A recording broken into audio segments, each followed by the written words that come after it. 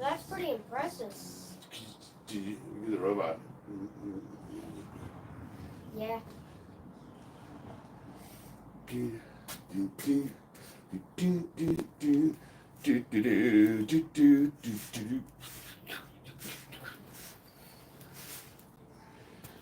All right. Nobody. Oh, wait. Nope, 2. Probably me and Mama. So what we do here is you can press down, and you go up, down, go up, down, Oh no. go up. Hey, brother, how you feeling? Pretty damn good.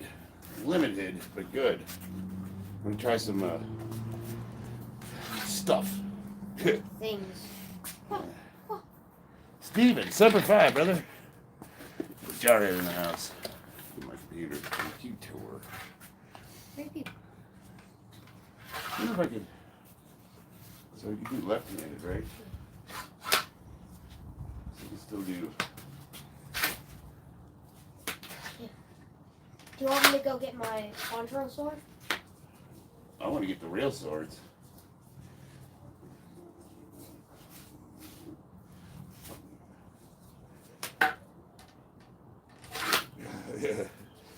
Cheap little. This is actually a real practice sword I bought the kids. So it looks like a toy, but you can actually strike with it. It won't break.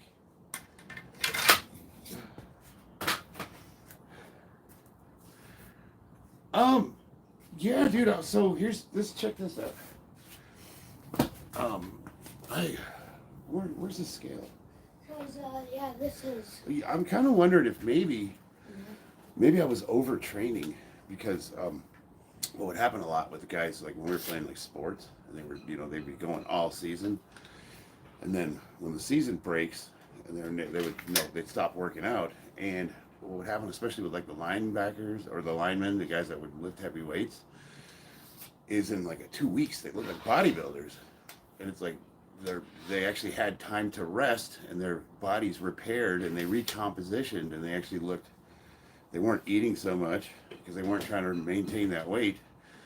So I wonder if I have a little bit of that going on where I haven't trained in like 2 weeks. I mean, I did that one day at the gym where I was doing the box jumps and stuff. And, I've done some rows and some curls, like one arm stuff, but nothing serious. And, I kind of wonder, like maybe my body's finally healing and it's actually, I've been doing these, so, what do they call it?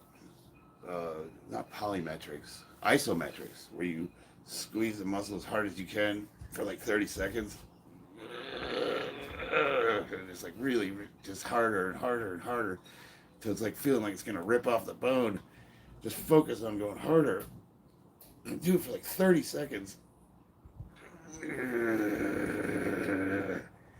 then stretch the pecs out. Like, is that effective? Probably not as much as like moving full range of motion, but if you guys are ever hemmed up to where you can't train, that is a proven method to give you a little bit of hypertrophy. Like, you can kind of work out a little bit like that. You have Instagram? Yes, I do. If you go to my little bubble down there, it's got me and my wife. Look at that picture. That's badass.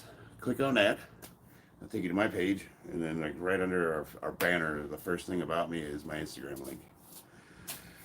And hit that subscribe button. I'm kind of stagnating a little lately, boys. I can't imagine why. I'm not sure if something happened. I don't know. You guys tell me. It's not here or here, somewhere in the middle. Like, I got something going on. I don't know. You guys see anything? I don't know. It's not really here. Here's fine. I feel like in here somewhere. Oh, I guess, Steve, you want to see the scars?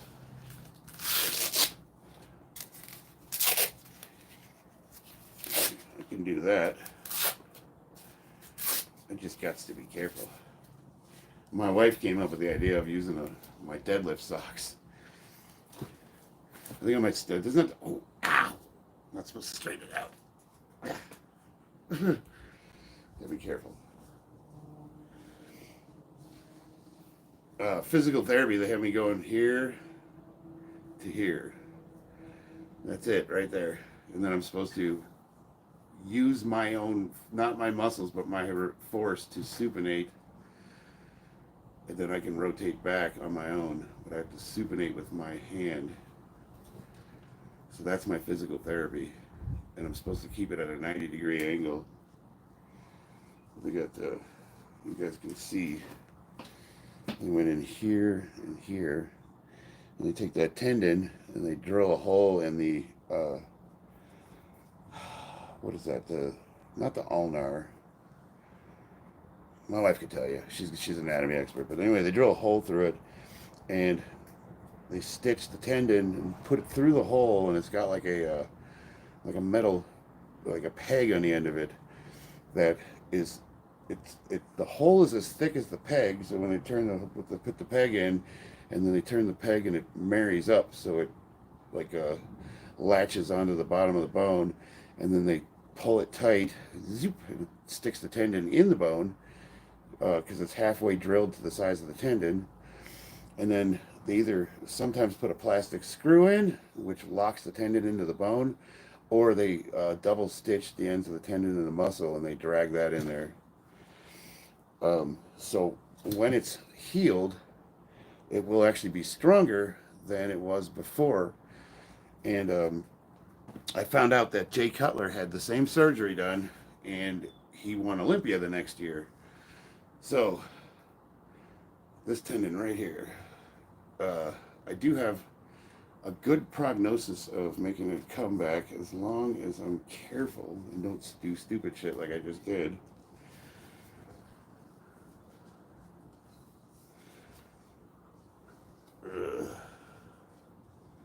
I'm not allowed to go past 90 degrees. I mean, it's okay if it's a little bit, but just bam, and then I leave. Bam. I can use my triceps to push down if I want, but I cannot use my biceps to push up. So you did ask her to come at 3? Why didn't I get to showcase you in painting, Annie? I'll show him what I'm working on. It's That's a Dark Angel. That's Azrael? No, that's not Azrael. Azrael is the chapter master. This is a Captain in Terminator armor, and he helped the fight with Angron. Who's the one that had the Emperor's sword? He was carrying. No, it was not the Emperor's sword. Lionel's. Lionel's? His shield? He was carrying his sword around, just on his back. Oh, that's like one of the ancient swords that. I thought that was him. No. That's a famous character, though. Which guy is he? I think I forget. I painted him to be a salamander, but I found out that he is a really important Dark Angel character. Oh, that's an expensive model. So I'm gonna. You're not on camera. Oh, sorry. I'm gonna redo it, and hopefully I can. Any Warhammer guys out there? This is a Dark Yeah. Angel. Which guy is this? I can't think offhand. It's not Azrael. Dark Distal. Knock, knock. Hey, Who's hey. there? The door. All right, let me catch up Looking with the chat. Distal bicep tear. Yeah. Is it? Did your swamp cooler go down? Yeah, swamp cooler took a shit, Oh. and I can't repair it because I'm handicapped. Even your mom's here. She's right there. Get your stuff up. He's painting, so he's just putting it up. Let me see what you got, kid. Yeah, I was gonna coat I'll clean it up. Oh, are you sure? Cause Yeah. I did. Let me get my shoes on and Alright. Sucks you're leaving. But that's cool. I'm making you feel Oh, bad. I am going to make you feel bad. I actually like your company. Wednesday. Oh yeah, Wednesday Muay Thai. got it. I asked when you shall receive. What is this? That's the. Alright, where are we at here? Your limb due. My break is over. I got to get back. All right. Hey, Steve, what do you do again? What's up, A-Marks? Bobby's in the house. Bobby and I are going to be cooking up. I asked Bobby to help me author a program for training around injuries. How can you still get hypertrophy with light weights? And we're working on that in the background. I haven't really started it, but I talked to him about it. What's up, Tina? We got Bill. What's up, Bill? Indian restaurant. Oh, that's right. Yeah. Right on. Man, that would be bitching. I would love to have me some Indian food right now. I could go for some curry. That's right. Yeah. No, I remember now, Steve. Sorry about that. It's hard to keep up sometimes. Oh, speaking of Wolverine, I need to order those peptides. I got to get on those as soon as I can.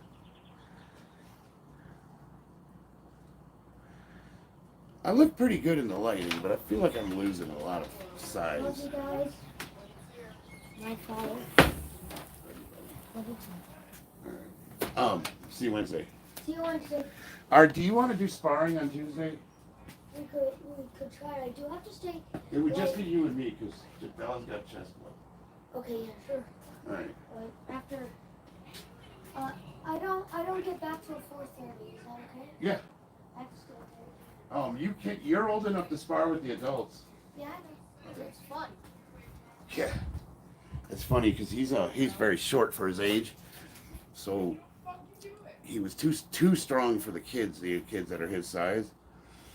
So I told the coach, the head trainer, I was like, well, he's 13. Why can't he spar with the adults? And he's like, he's too little. I'm like, don't let him decide that. I mean, we're sparring, right? You're not fighting. You can tell the guy, hey, go easy. So he sparred and he kicked ass, man. What happened to you, Martin? I had a distal bicep rupture, ripped right off the bone, and they reattached it. So the surgery is complete. And now I almost got hot pink. There's a story behind that color, but I decided since I work construction, the guys will never let me live it down. Although it is high visibility. You know what? I wanted to weigh myself. Did I put the scale away? That one doesn't work very well. I did. I put it in the house. Let's see what this one says.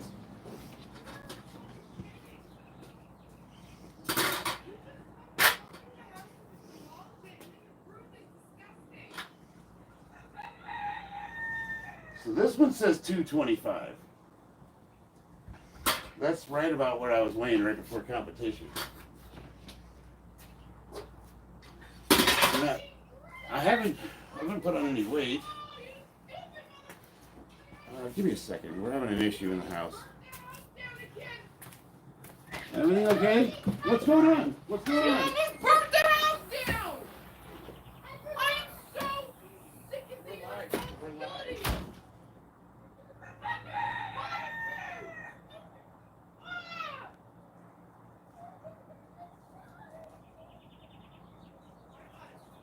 Beat her ass!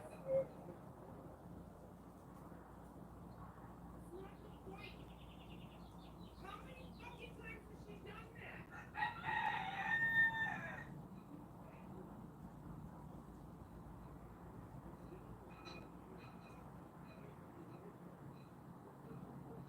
Leave the house a fucking mess. I'm sorry. You almost burned it down. The house was almost on fire.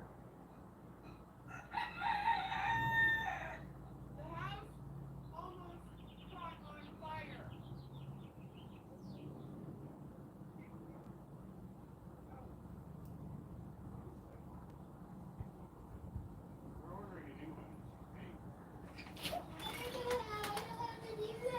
Well, we're gonna figure it out. Della, you need to start being accountable for stuff. The house Because this is not the first time this has happened. I know.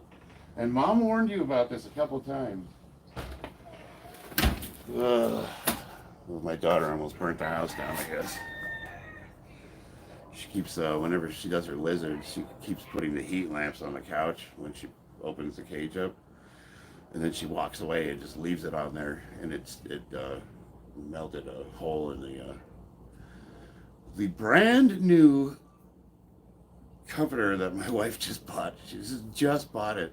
And it's got a hole burnt through it now. And I'm just like,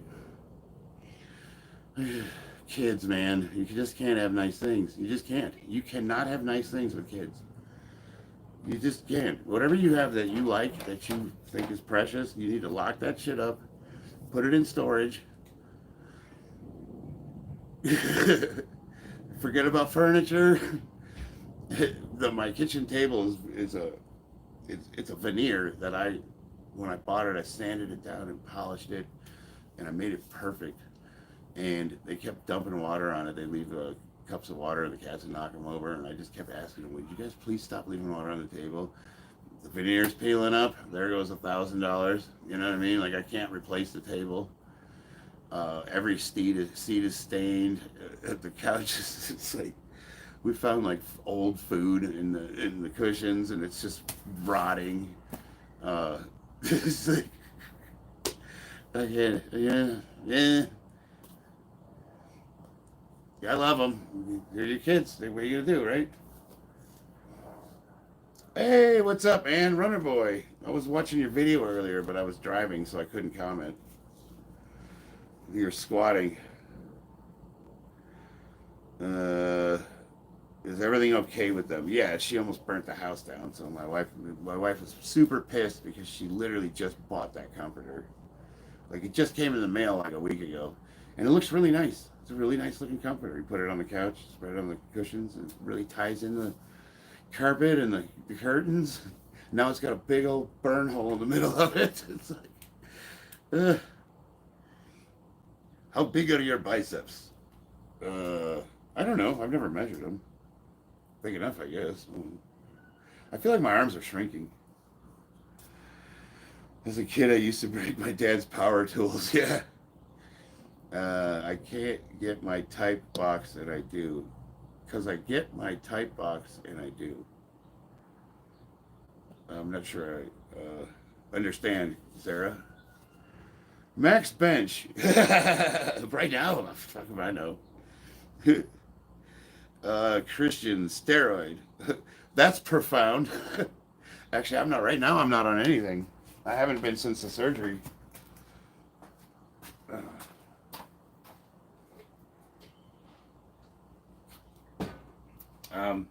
I'm going to attempt to do squats here, but give me a minute. I'll be right back. I'm going to make sure the girls are okay here.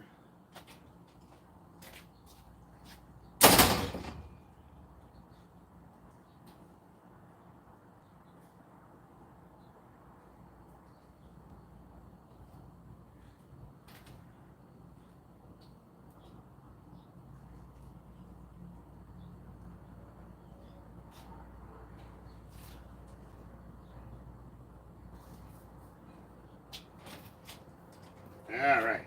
I think we're okay. So, sorry about that. So, Christian, you said steroid. What's your point? I'd like to hear your point on that. Like, where are you going with that? What's your favorite size to work on? Favorite size? I'm not sure I understand. Yeah, I skipped leg day. That's me. Never worked legs in my life.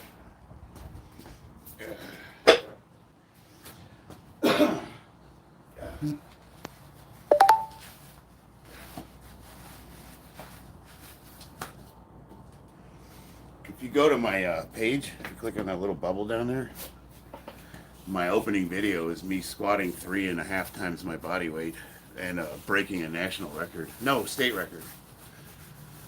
I think that's the first video I broke 600 pounds in competition.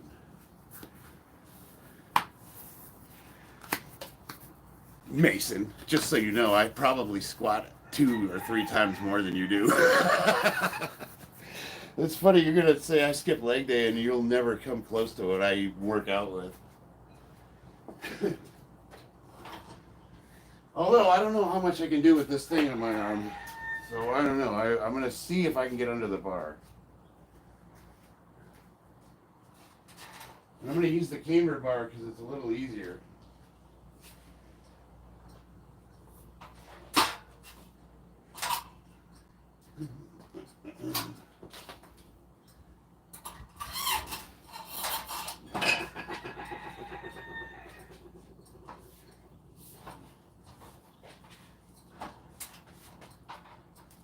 So far, this is easy.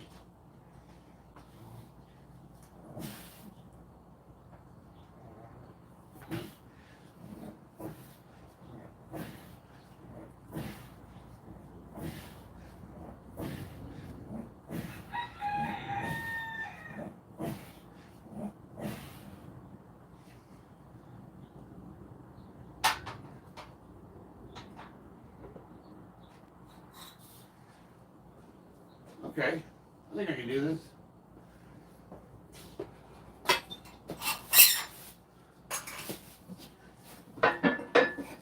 We're getting plates on here though.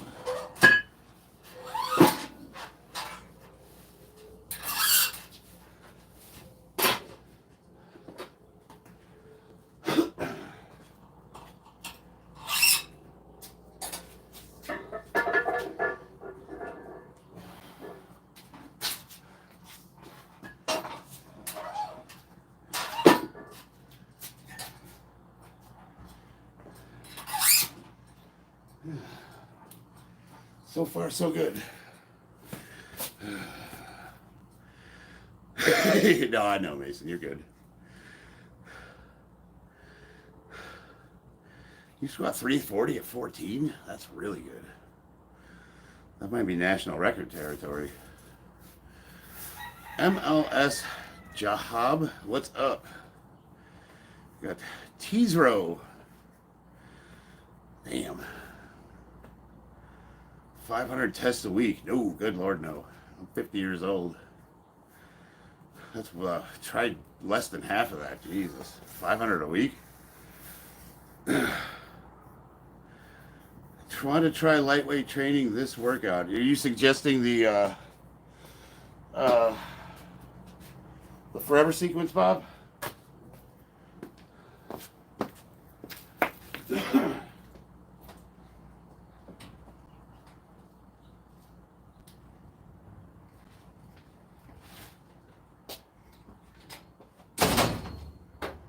I'm adjusting my bandage. Give me a second here.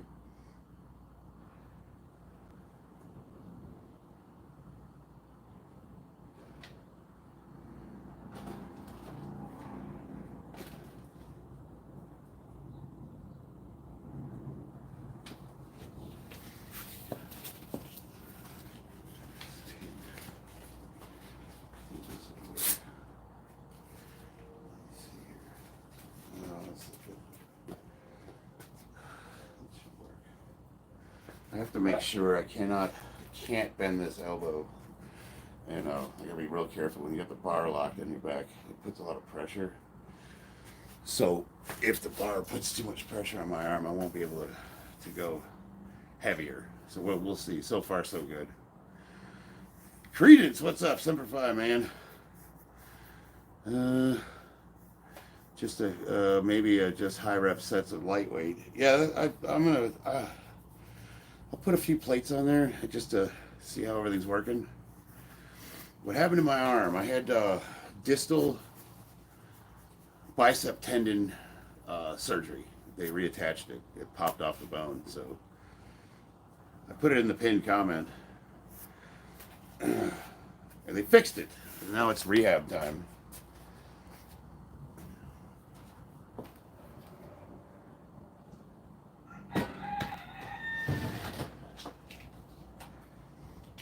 I can't believe my daughter burned that fucking comforter, man. My wife literally just bought this comforter and my daughter burned a hole in it. It's like, God. Got my timer here.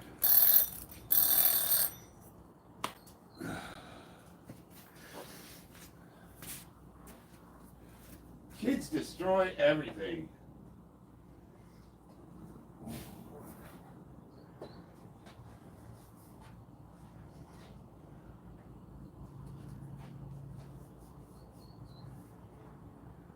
Oh shit. I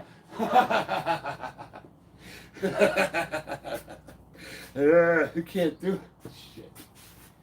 Oh man.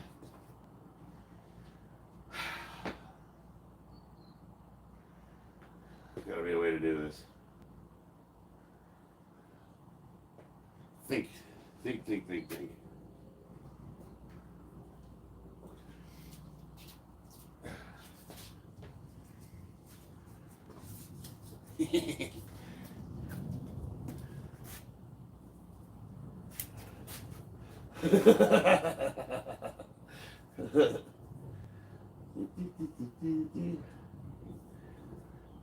There we go.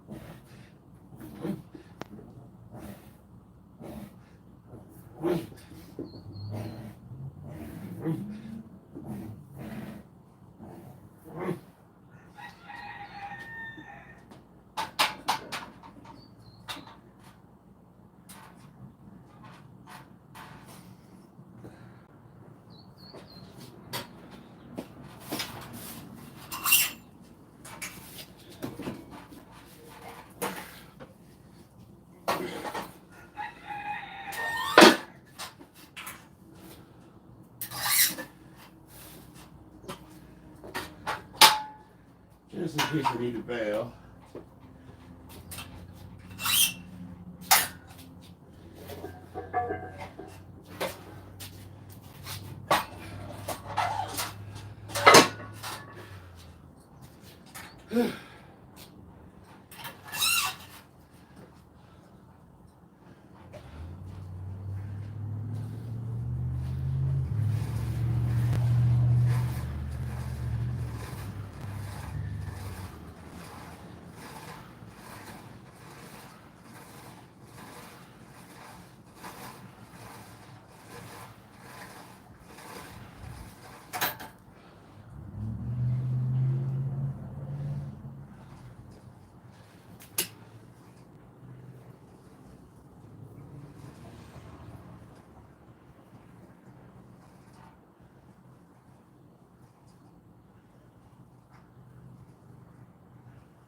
Yeah.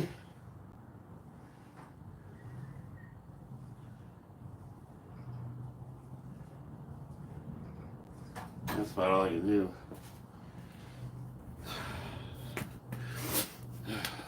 J-Slice, Simplify, hell yeah. Goddamn right. How many times do you have to tell people about your arm a day? Oh, about 100. I'd put it in the pinned comment, but I guess nobody reads those.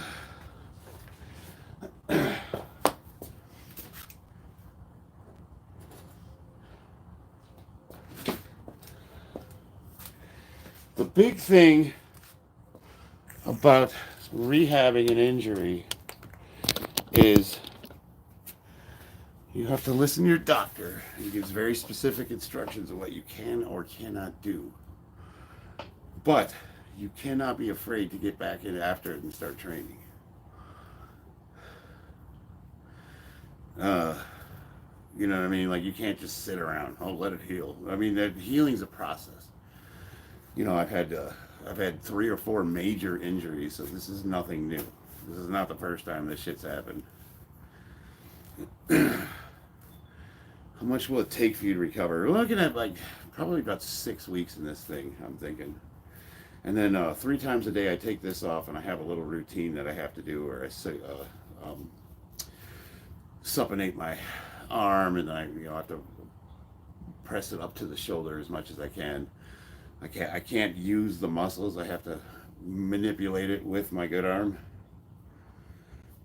Have you ever tore your labrum? No, luckily I haven't had a labrum tear. I had to have a complete knee reconstruction. I tore my shoulder.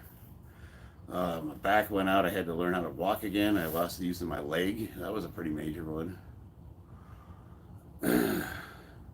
Yeah, I love my gym, man. Mr. Magismus. I'd cheat on you. That's an interesting.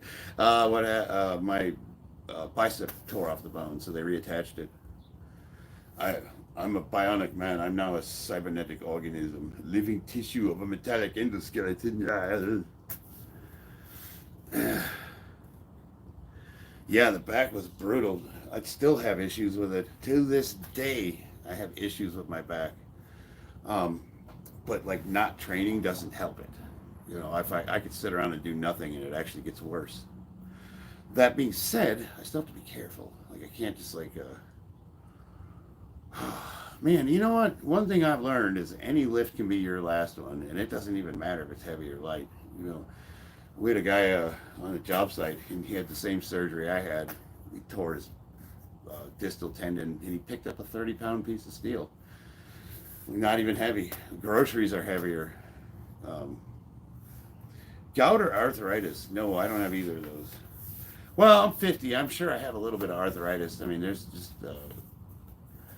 with age, you're gonna have some, but I don't have anything that's significant. I've heard of anything surgical on the back is the worst. Yeah, well, for me it was an accident. So I had 38 stitches across my L5, and it severed a bunch of nerves. It almost cut my kidneys. Fractured. It was a micro fracture, so it broke my the L5, that little part that sticks out like a dinosaur's.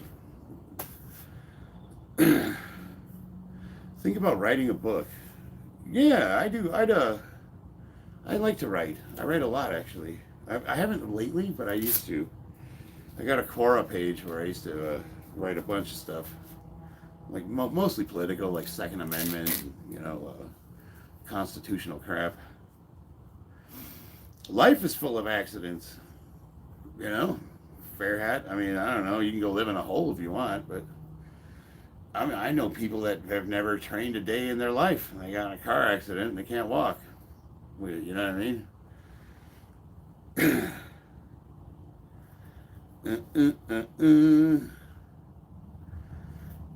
I would agree with that. I'd cheat on you. Definitely stay loyal, for sure.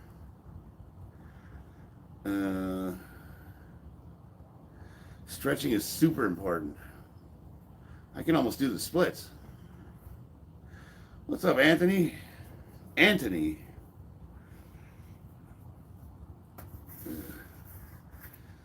Yeah, after I do some squats, I'll do my stretching routine, and I'll show you guys how flexible I am. This isn't even warm-up weight. I just have to be super careful.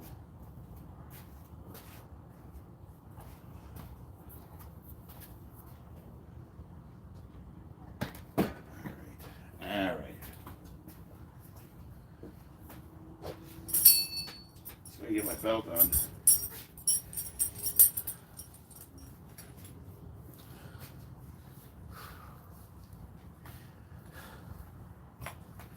Everything's harder.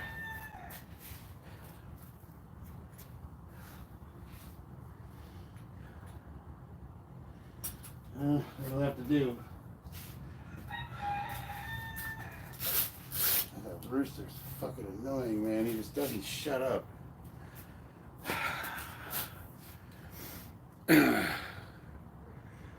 I'm a black belt in BJJ? Oh hell no. No, I train Muay Thai. How's the recovery going? It's too early to say, but everything seems like it's progressing nicely.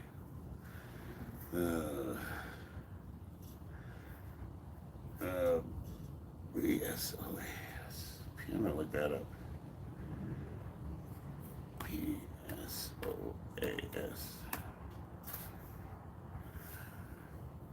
Oh yeah. Yes, sir. Yep. For me, it was the piriformis. I had gotten the piriformis so tight that it choked off the sciatic nerve. How do you do chest bounce? You just gotta have muscle control.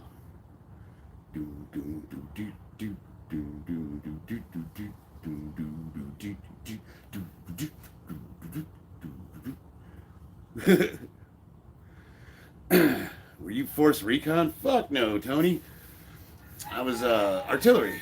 I was a POG. Pogue.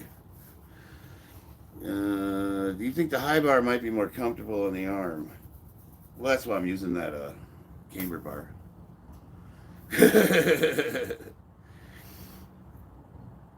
Do you have some recorded fights? No, I don't think so. Well, I mean, you can look on my page and see me sparring. That's nothing. I mean, we're barely going 50% in those. We're just doing little, sparring. How's your arm, Amrox? Not bad. It's okay. It's in constant dull pain, and it's like we're working on shoulder stability. Yeah, I actually use this bar right here to do overhead presses because it gives you an extra 4-inch range of motion.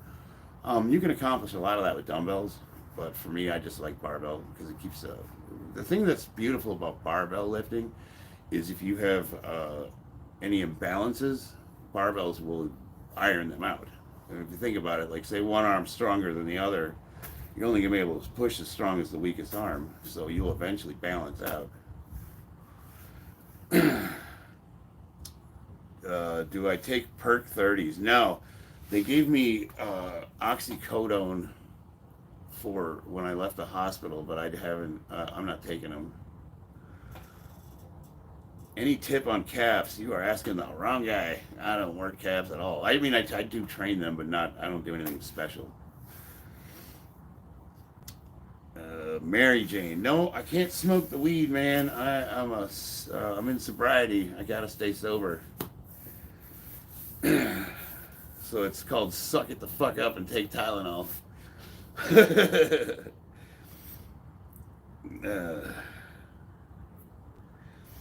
Right.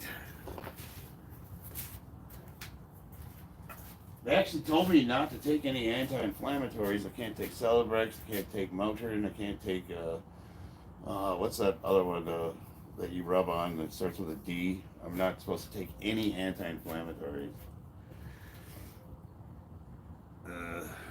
Nothing's good for you. What do you do though? Like, somebody drills a hole in your arm, and then you're gonna tell me you're not going to take any pain relief when it gets super bad. I mean, like, you're a better man than I am. I don't know what to tell you.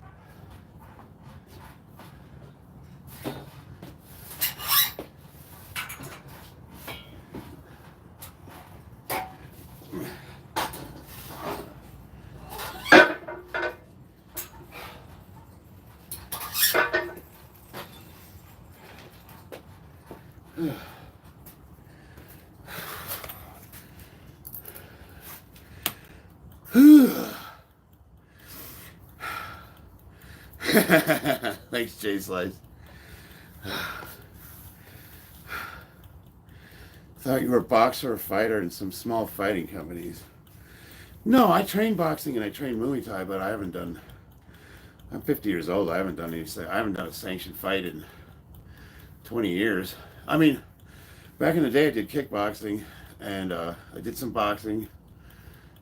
I did points taekwondo way back in the day, but I mean that was a long time ago. Kratom. I had a problem with Kratom. I actually got addicted to it, so I stay away from that. But it works really good. My wife takes some. As a matter of fact, she just had hip surgery. Putting your arm in freezing water helps with pain relief, but it can cause inflammation and scar tissue. So you got to be careful with cold therapy. But pain relief, yes. What's up, Ian? What does Kratom do? Kratom mimics opioids, so it binds to the opioid receptors in your brain, and it can mimic pain pills. Amongst other things, it's got some other. I used to make Kratom like tea and coffee, like how filter it, and it's got I think it has caffeine in it. It's got something that wakes you up a little bit. I'm at the movies right now. Nice. What are you watching?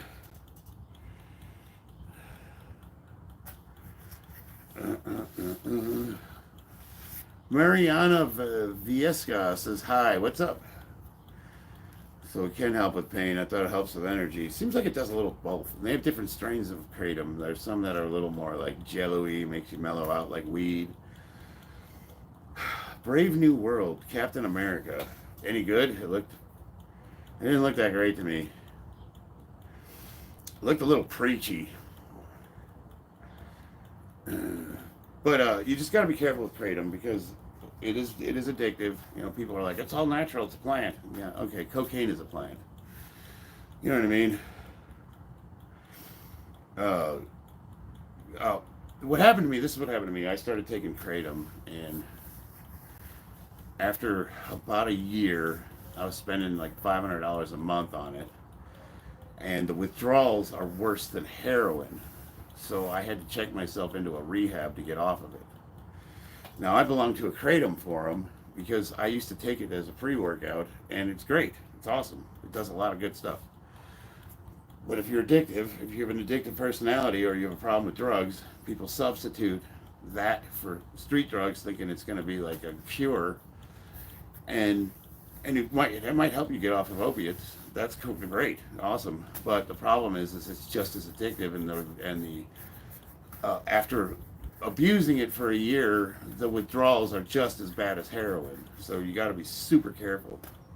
And me just saying that on the forum, they kicked me off of it.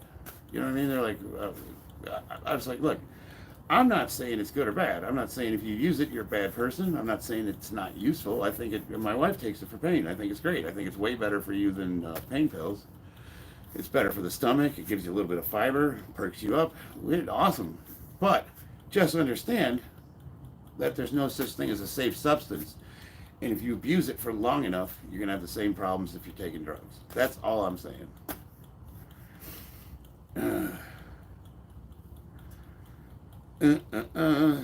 Yeah, I've been kind of stagnating my subscribers. I was killing it there for a minute, but I seem to be not doing as good as I was. I know a guy in college who's 21 and has been on it for 3 years. He's skinny as shit. He can't get off. Yeah, dude. So he probably can't get off because what happens is when you go into withdrawals, first you get the shakes, then your stomach gets sick, and then you start cramping up, and then you feel like you got a shit, so you're throwing up, you're shitting yourself, you got the shakes, you get cold, you get hot, you get flu-like symptoms, and then your body starts aching, and then all this shit's going on, and you're just like, fuck it, so you go get more, and it goes away. Like, so now, okay, now what? Now you're stuck. So you have to go through the withdrawals to get off of it. Well, the good news is, Most rehabs now know how to treat Kratom, and what they'll do is they'll probably put him on Suboxone, just like they would a heroin user. So he can go to check himself in and get off that shit under doctor supervision, and it won't be that bad. But you know, you got to make that decision. You got to want to.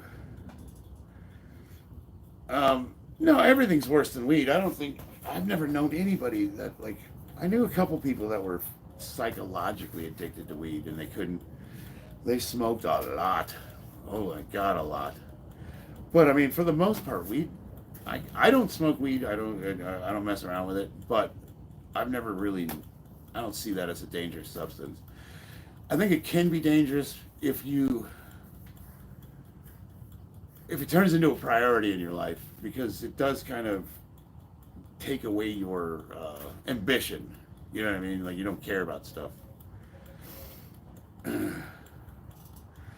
I don't know. I mean, I could be wrong. I don't know. I've just never. Whenever I was in rehab, I didn't really see anybody in there for marijuana unless they were ordered to by the state.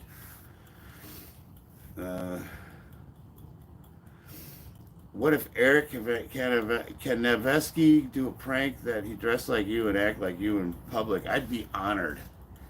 That'd be great. It means I'm moving places. Energy drinks is my vice right now. I use pre-workout for work and lifting. Yeah, so I drink a ton of coffee. Energy drinks, I don't know. I think some of them the ingredients aren't that great. They definitely dehydrate you. It can be rough on your kidneys. So, you know, you got to make sure you're drinking plenty of water. That's the downside to a lot of people that drink caffeinated beverages all day long. But there's worse things to be addicted to, you know.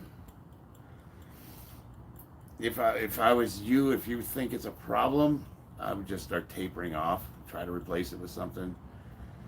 And just see, you know, get off of it for a week or two. Coffee, you get really bad headaches for a couple of days. But after a couple of days off coffee, you feel great. And you could wake up with a cup of water. I think a cup of water in the morning works better than coffee, but I love my coffee. I just love it. Man, I wake up and that's like the first thing I do. None of us, I am not preaching perfection, people. You know, you're not going to hear me say that I follow all of my own advice. I'll tell you what I know and I'll tell you what's good and bad, but that doesn't mean I'm doing it. I think you're kind of nice and respectful, guys. If you act like you, it wouldn't be funny unless Wes or John Bravo. I love those videos. They're just killing Wes Watson. I think Wes Watson is despicable. Mostly because his entire image is built on a lie, and he's ripping people off by trying to sell that image. You know, right now I could go downtown Vegas. I live in Vegas. $500. I can rent a Lamborghini. I can rent one. I just drive it. There you go. Here's my license. Here's $500. I got a Lambo. I got a Murcielago. Park it in my driveway. Make a video telling you, hey man, you want to be rich like me? I'll throw my suit on. I got a couple of nice watches. I'll put a man purse on. You wear some skinny jeans. Fucking act all turned on all the time. Ah, you're not a real man. Real men don't have tits. Fuck off, dude. Like, no way. Nobody acts like that in real life. Have you ever tried the carnivore diet? Yes. Yeah, it works good. Carnivore, any kind of elimination diet, like if you have autoimmune issues, if you have bloating, digestive issues, if you have there's a litany of issues where an elimination diet, fasting, will eliminate the symptoms because you're eliminating what's bothering you. So a lot of people go on carnivore, or they'll go on vegetarian, or they'll go on whatever diet, and they'll get better immediately. That's the first thing that happens. And then they say, wow, this diet's great, it's cured everything. Well, slow down. Let's break it down, people. Did the diet fix your problems, or did eliminate what was poisoning you or giving you issues fix the problems? So the way to find out is, after you do your diet for a month, start adding things back to it. and you know, find out what it is that gives you bloating or messes you up, or you know what I mean, like gives you problems. Boswellia plant and omega-3.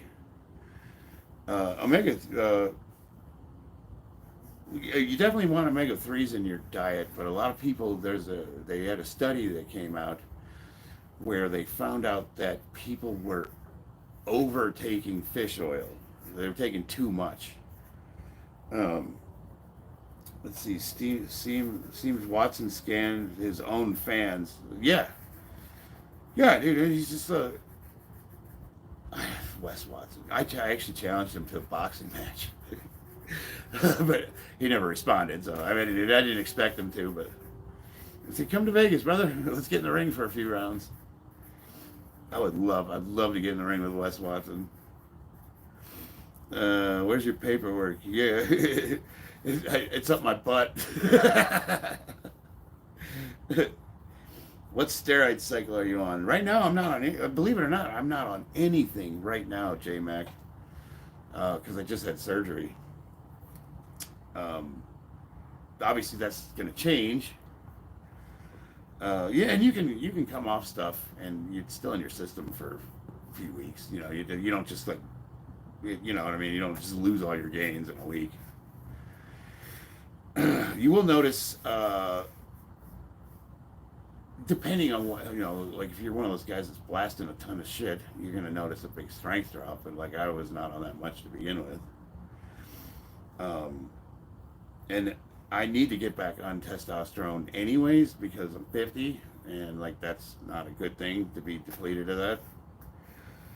But you know, whenever you're going to cut yourself open, you're really traumatizing yourself, and you want to give your body every chance to heal. And you know, it starts with eliminating everything that's unnecessary. I'm going to be going on peptides here pretty soon. As soon as they get here in the mail. What's up, potheads? EPO, what is that? Let me look that up.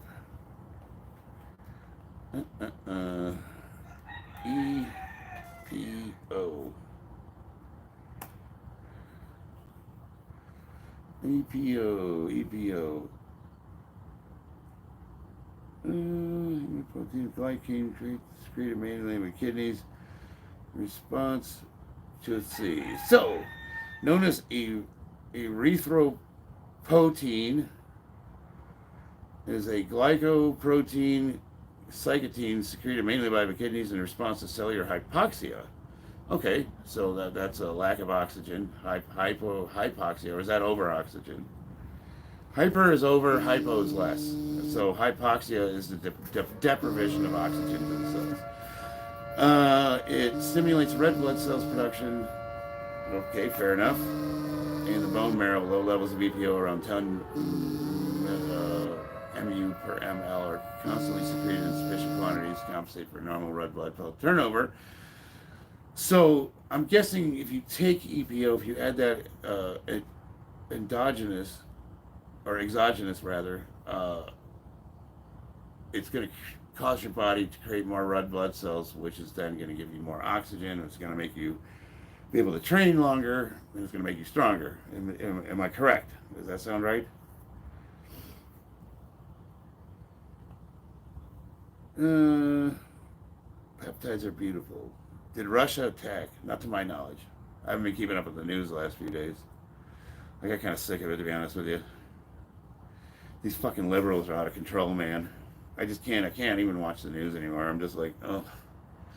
Like, you want to be on the right side of history, and the shit they're arguing for, like, they're literally arguing to keep, like, dangerous gang members that are illegal aliens in the country because of, I don't know. Were you in the U.S. Army? Fuck no. I was a Marine, god damn it. I am a Marine. Greetings from Germany. What do you think of the bodybuilder Dixon Mayes? Let me see. Dixon. Dixonmay.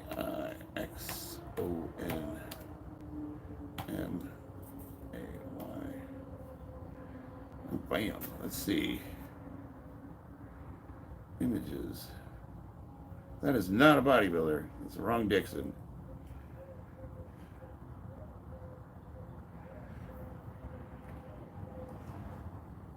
I'm not sure who that is. It's not coming up with. Let me see here. How did you spell his last name? Dixon, Myas. Backspace.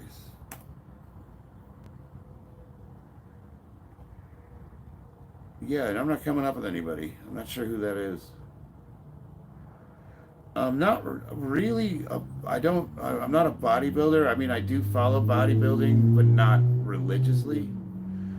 I'm a power lifter, and I like Olympic lifting. I like the strength sports. Then when you die, you will serve gods with pure divinity, my dear brother. The real Jonathan. The afterlife is real. Doesn't have army, I think. If you believe in the Bible, it does.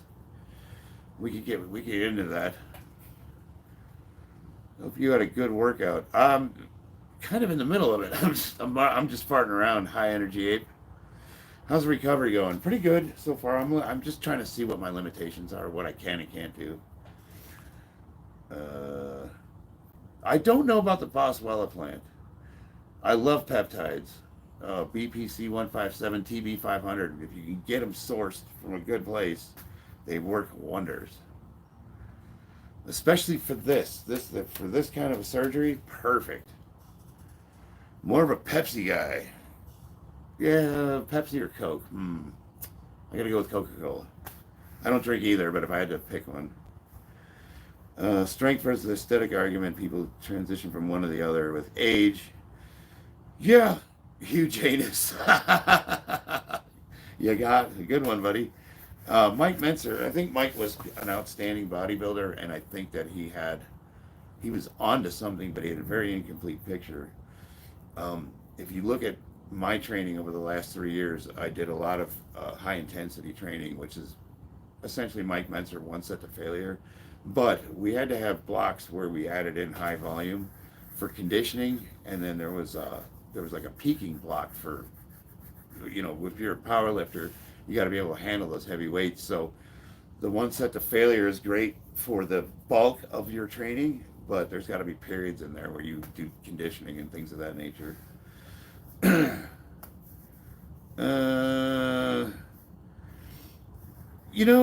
Honestly, I'm high energy ape. I'm just trying to follow my physical therapist. I've been watching a lot. Like Jay Cutler had the same surgery, and he won Olympia the next year, and he got back in the gym really fast.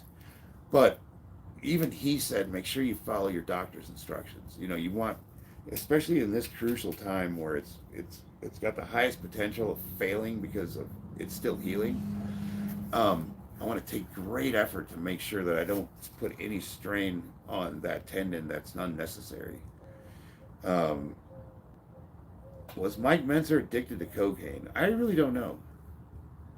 I did hear that he had some drug issues. I know that after he lost that last Olympia and he said it was bullshit and he wasn't going to do it anymore, they did say that he had some substance abuse issues, but I don't know the particulars. Let's see. CJC 1295. I'm not familiar with that one. If there was life after death, why would mothers give birth? May I ask what happened to the bicep surgery? Yeah, it was a success. They pinned it back. Now it's just healing. I gotta wear this stupid thing. I just saw your live stream. Have a great day or night. Hell yeah, thank you, Mystery. Appreciate that.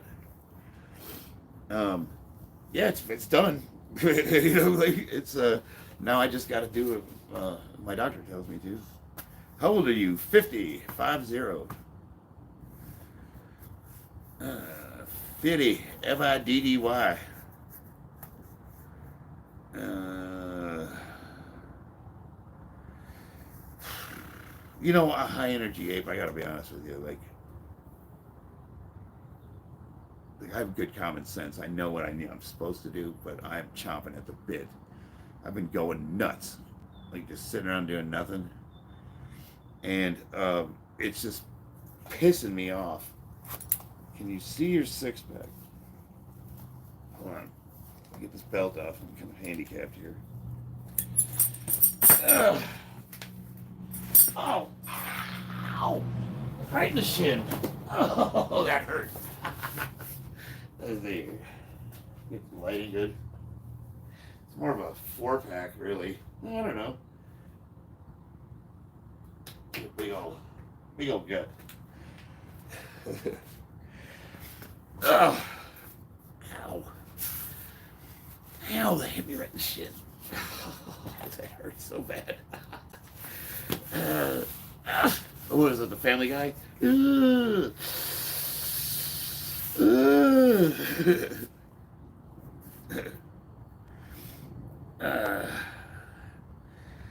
Having huge muscles is not easy. It's all lighting. They're not that big. I'm only 225 pounds. Peter Falls. What's your diet like? 4, 5, 6. I've been eating a lot of ice cream. No, pretty good. I watch my calories. I try not to exceed like 3,500 a day. Right now, I've actually been eating less than that because I haven't been as active. But like as far as like what kind of foods do we eat? Mostly, you know, I got chicken, so I eat a lot of eggs. You know, the other day we went out for sushi. I love fish. We eat a lot of red meat, a lot of chicken, but normally pretty clean eating. You know, carbs is going to be like rice. I eat a lot of noodles. I love Japanese noodles. Love it, love it, love it. For cheat meals, we have Mexican food. God damn. Street tacos by the dozens. You're full of accidents. Yeah, hell yeah, man. Dude, there's not a day that goes by that I'm not bleeding from like my hands or something. Have you ever met Corn Pop? Corn Pop, man. He was a rough dude. You love tossing them salads. Get in there. Thanks for that. First time I heard what was that? Was it on Chappelle's show, Toss Salad? When did that become colloquial? Somewhere in the 90s. Hey, tossing my salad. Yar. Darby Butt Pirates, yar. Don't forget Ratchet Snowick, former British PM. If we was in prison, you can't just have my butt, yar. Dude, I'm gonna tell you right now, this fucking thing is rock hard. If I would literally pinch someone's shit off, bam, bam. There's no way you're getting in my back door. Just clench that butt up, and there's nothing you can do. You couldn't pry that apart with a. I'm going for a 430-pound bench today, Sergeant Bacon. Hell yeah, man! You gonna post it? Are we gonna see it? So don't go to prison, yar, Christina. Christina Remington. I toss your salad. That's my wife. We get kinky. Always follow you and look up to you since you're talking about food and calories. Can I ask something about this matter? Absolutely. That's what I prefer to talk about. Y'all got Josh here trying to like well, actually, I don't know where that thread of consciousness was going. He was gonna start filming my bench, but I had to shy to do it in public gym. That's all good, man. Dude, a 450-pound bench, that is beyond elite. I've never gotten the most I ever benched was I almost got 5 plates with a slingshot, but that doesn't count. Raw, I think my best bench was 425. Can you pray for me to be freed? YOLO. Absolutely. Which, if you don't mind me asking, what are you doing time for? Hey, baby. We're not going to go into details.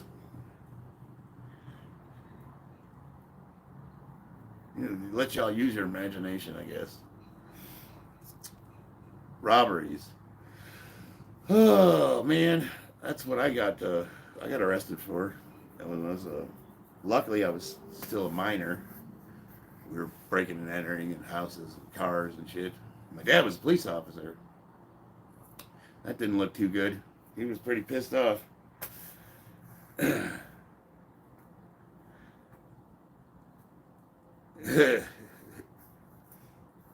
Now I'm a good boy. Ever since I joined the Marine Corps, I have not committed any larceny. Well, I did go through that small period where I was a homeless veteran because I was a drug addict. But even then, I don't think I committed. So one day I was freezing my ass off, right? So I said, fuck it. I want to go to jail. I want to get arrested. This shit sucks. So I literally walked into a Walmart, walked to their winter coat rack, put one on. Then I walked to the deli and grabbed a fucking sandwich. And I walked out of the place, and I was waiting for them to tackle me in the parking lot and call the cops because I was ready to go to jail. I was just like, it was freezing. I was fucking freezing. They didn't say a word. Just, okay, thanks for the coat. And I'm like, okay, I can't even get arrested. So maybe I should get sober. So that's kind of where yeah. Anyway, that happened. Yeah, stripper name is Dingleberry or Bingledary. Muscle mass has improved 52%. I'm a female, 33 years old. Very nice. My wife trains. Let's see. Over the past 6 months, I've been gaining weight, 6 kilograms, despite working out more and never eating over 200 calories a day, and some intermittent fasting. When I went to the doctor, he said my muscle mass has improved. So you're recompositioning. So here's the deal. Yes, 100% from the mass. You guys, when your body is recompositioning, I cannot stress this enough. The scale is not your friend. The scale will lie to you. We fluctuate 5 to 10 pounds a day in body water weight. So if you weigh yourself in the morning and you weigh yourself at night, you'd be like, oh, I lost 2 pounds. Oh, I gained 2 pounds. You don't do that to yourself. The mirror's your friend. People's opinions are your friend. The scale lies to you. Now, what you can use the scale for is to trend yourself over a period of time. Because like plotting a graph, up and down, you can get a trajectory. So you can see if you're losing weight over time, but day to day, it can swing 5 to 10 pounds, literally. Depending on how much you weigh. If you're a big person, say you weigh 300 pounds, it is not unreasonable to lose and put on 10 pounds a day. Someone my size, 5 pounds easy. Absolutely. I live in the desert.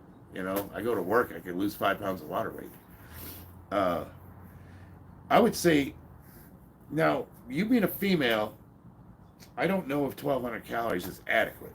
I think over time that's unsustainable. I don't think that's enough. But something I would talk to my wife about. She's in the chat, Christina Remington. She manages me, pretty much. Make sure I don't do anything stupid. But she's also the biology major, and she's a board-certified massage therapist, and she knows her shit. Like, I go to her for a lot of my stuff. But offhand, I would say 1,200 calories. That's a big deficit, and I don't know over time if you're trying to get stronger and put more muscle on. I think that's going to shoot you in the foot eventually. But yeah, your body's going to you're going to recomposition, especially like if you just started training. You have 6 months where your body has just like everything's a new adaptation for it. You're forcing your body to adapt to the changes of stress you're putting it under. That's essentially what training is. You are stressing your body out, and your body's adapting to that stress. So that's why that's what they call newbie gains. Like people that go to the gym for the first 6 months, it doesn't matter how you train, you're going to put muscle on. But after a while, your body catches up, and that's when you got to get creative and start doing things correctly. Well, thank you, Yolo. I appreciate that. I hope you subscribe and stick around. Have you had your thyroid checked? So you're talking to her. Cool. You lived. Can't get arrested when you want to, right? I get my prostate checked at least 6 times a week for fun. Sounds like, hey man, whatever, get in where you fit in, brother. Is this a workout video or just some weird robot dancing yap video? It's a little of both, Christopher.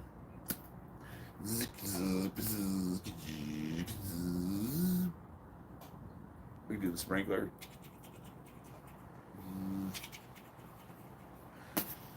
But, point taken, I probably should lift that weight.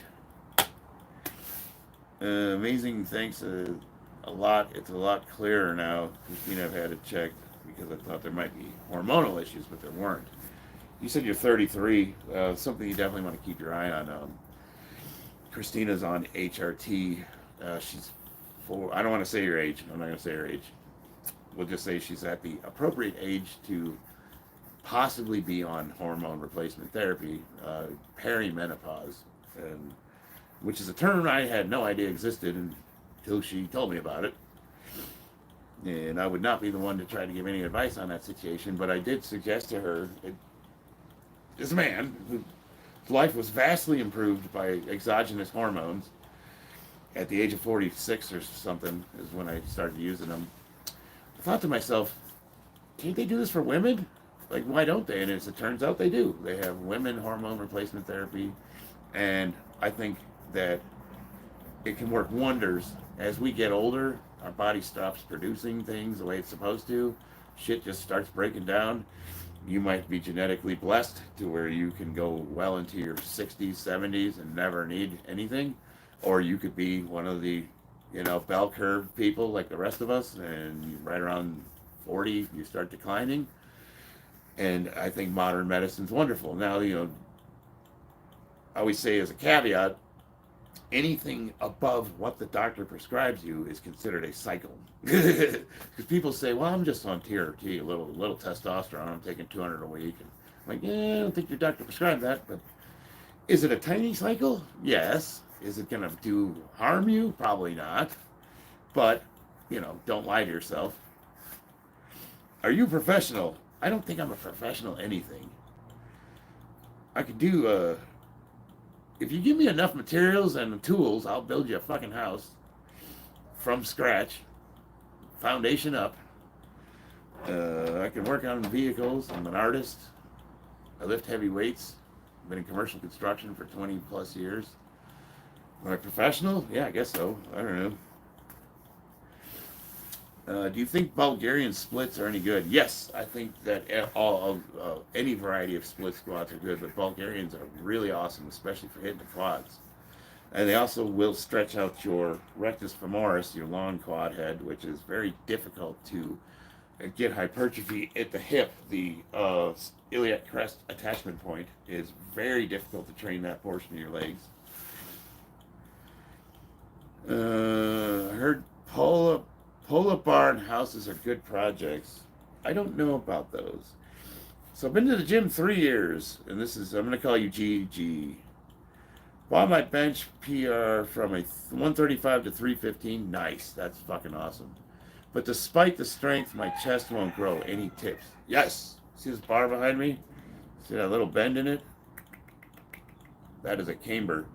That will add 4 inches to your range of motion. Stretch the pectorals out. So if you're not getting size, if you're not getting hypertrophy, your range of motion is insufficient. You need to stretch those pecs out. Now you can achieve this with dumbbells.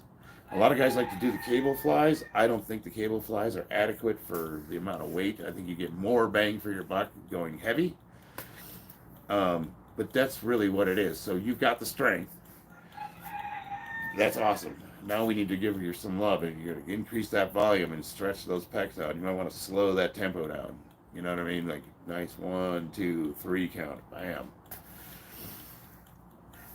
Are you retired from construction? I wish, Carson.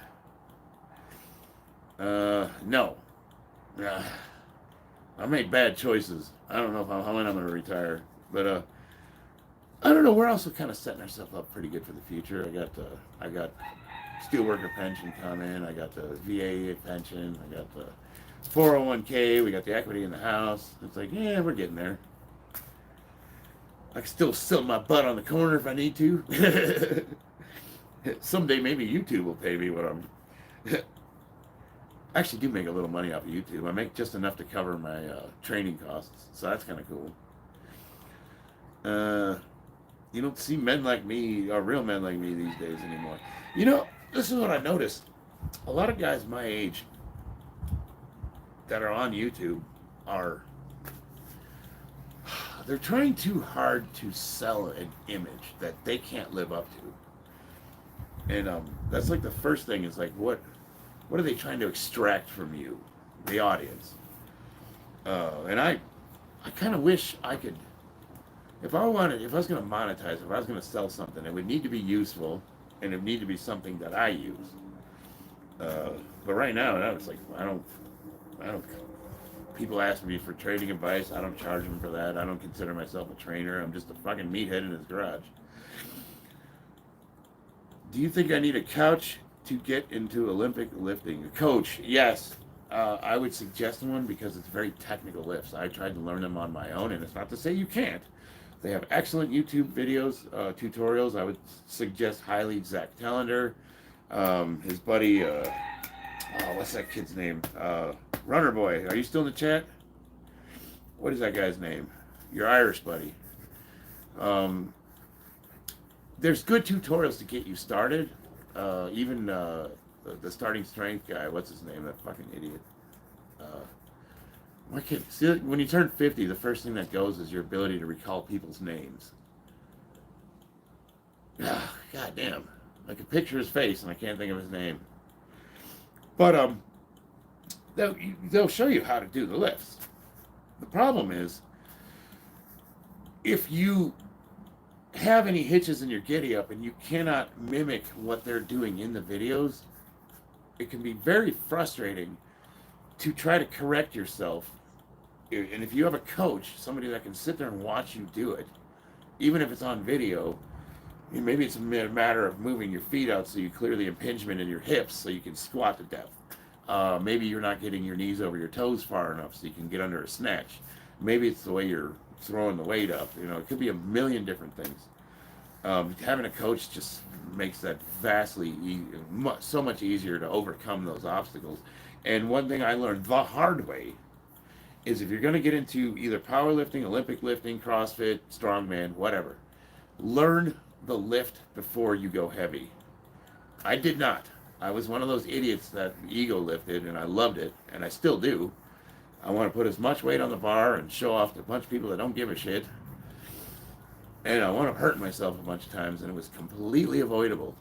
So just by taking the time to get your form dialed in and understand the mechanics of the body, which is something I consider myself a reasonable expert at.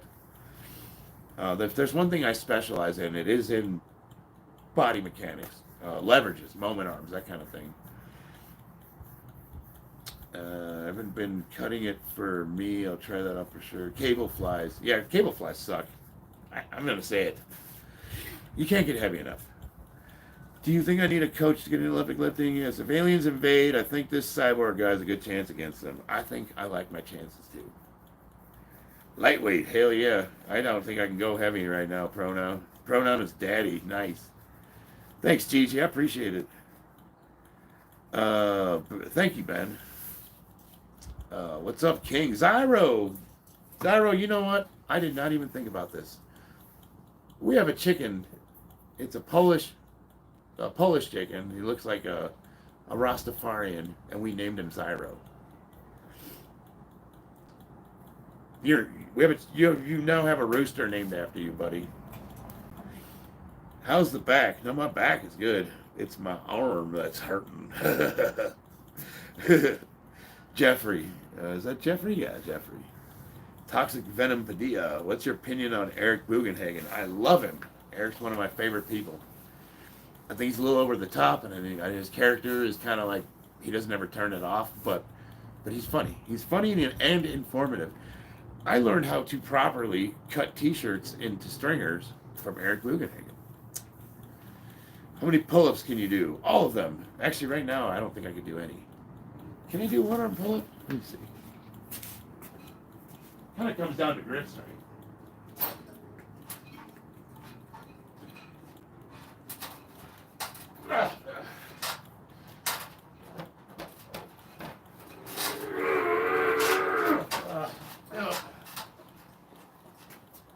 No, I moved a little though.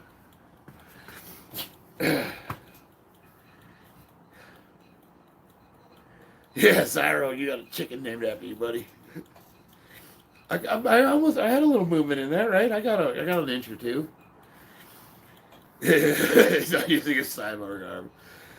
Yeah, what are you gonna do? You know, I'm gonna have one giant booby and it's huge. Like I'm gonna look like one of them weird crabs with the giant lobster claw. Would you grow a Hulk Hogan stash? No, I don't think so. Just because my wife would have to look at me, and I don't think she would tolerate that.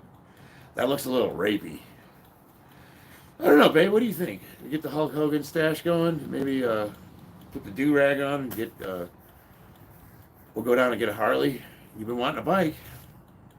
You want a bike, but my wife said that if we only get one bike, I have to ride Cupcake. Can you imagine that? My wife, she's got her leather chaps on and she's got a helmet, and boots, and she's on her sporty or whatever it is. Maybe I could see her on a bagger. I could see my wife on a bagger. She's 5'9". And then she's waiting there by the convenience store, and all the guys are looking at her like, yeah. And then I walk out, and I sit on the back seat and put my arms and my legs around her. Take my breath away. We ride off into the sunset. Yeah. You got 30 chicks in brooding bed. Oh, damn. We got like 2.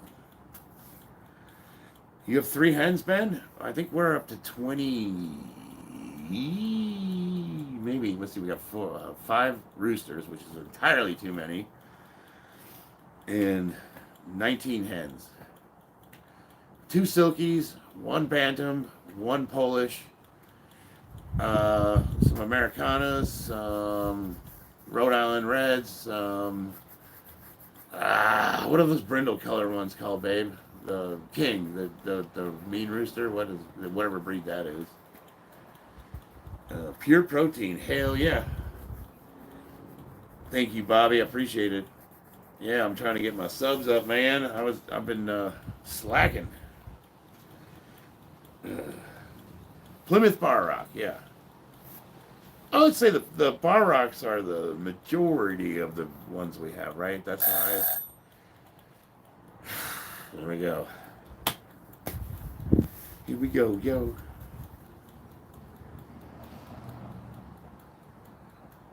All right.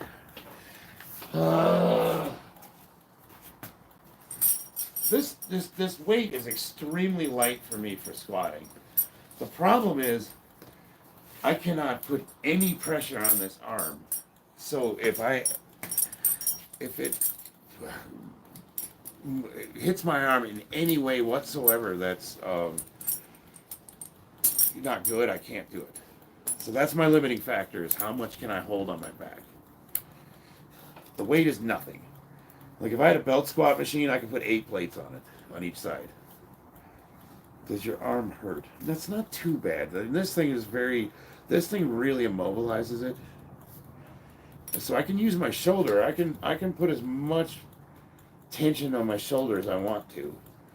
And I'm not supposed to do anything that flexes the bicep excessively. So even putting this belt on is difficult because I have to pull it. Can't do it. Piece of shit. Motherfucker wanted to see my abs. I'm a narcissistic piece of shit. I had to take my belt off. Ugh. Let's see. I was just wondering about your back because I have bulged disc that bothers me. I still work construction and lift. Yeah, I've got some issues in the L5 area too. It's just a pain in the neck because you have to be very careful. You have to be careful. So, Jeffrey, they were saying like 40% of men over the age of 40 have a grade 1 bulge in their L5, L6 area. And most of that is from sitting too much. Now, you work construction, so that's not, sitting is obviously not the cause for you, but it is for a lot of people. Is that where you have your back issues? Are you because that's where mine are, and it just so happens to be a combination of, like, 2 things can be true at the same time. I probably sat too much, and I had an injury in that area, so it was compounded.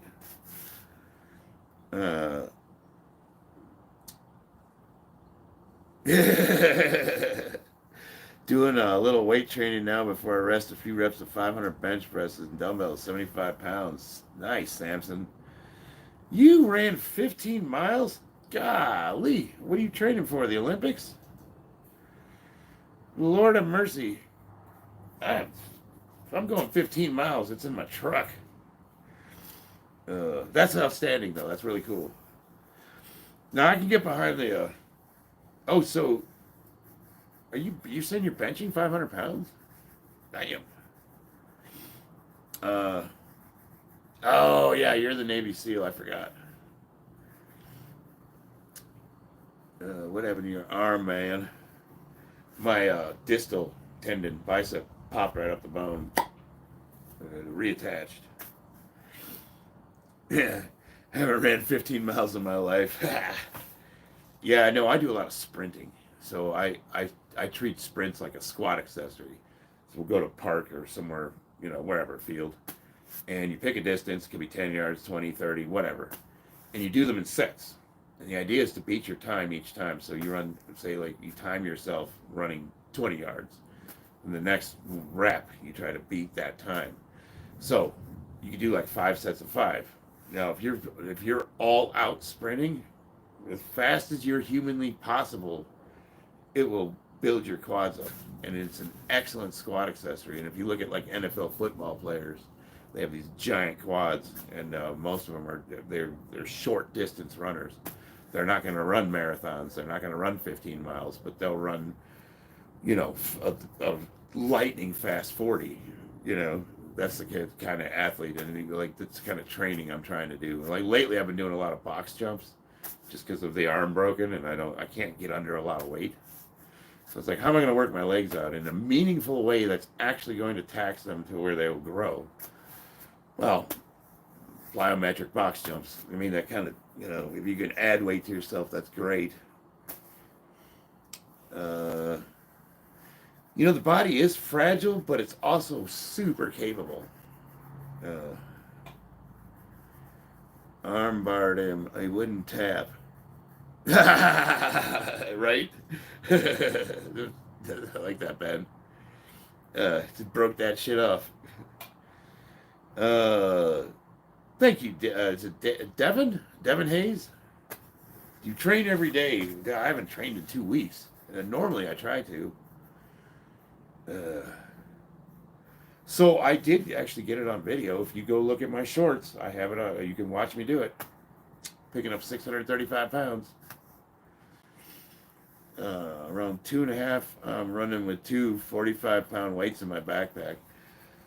My only concern with that would be the impact on the knees. So it's like, if I was going to do that with weights, I would want to run in minimalist shoes, like barefoot shoes.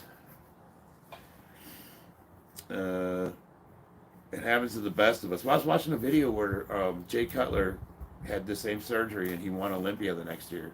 So, you know what I mean? How much you squatting? That's 405 on the bar. I'm really my limiting factor is not my legs. That's nothing. 405 I could do for 20 reps, easy. The problem is can I hold it without putting pressure on this arm? If I can't, I'm not going to squat it. How do you feel about the gold card? What's the gold card? If you had a superpower, what would it be?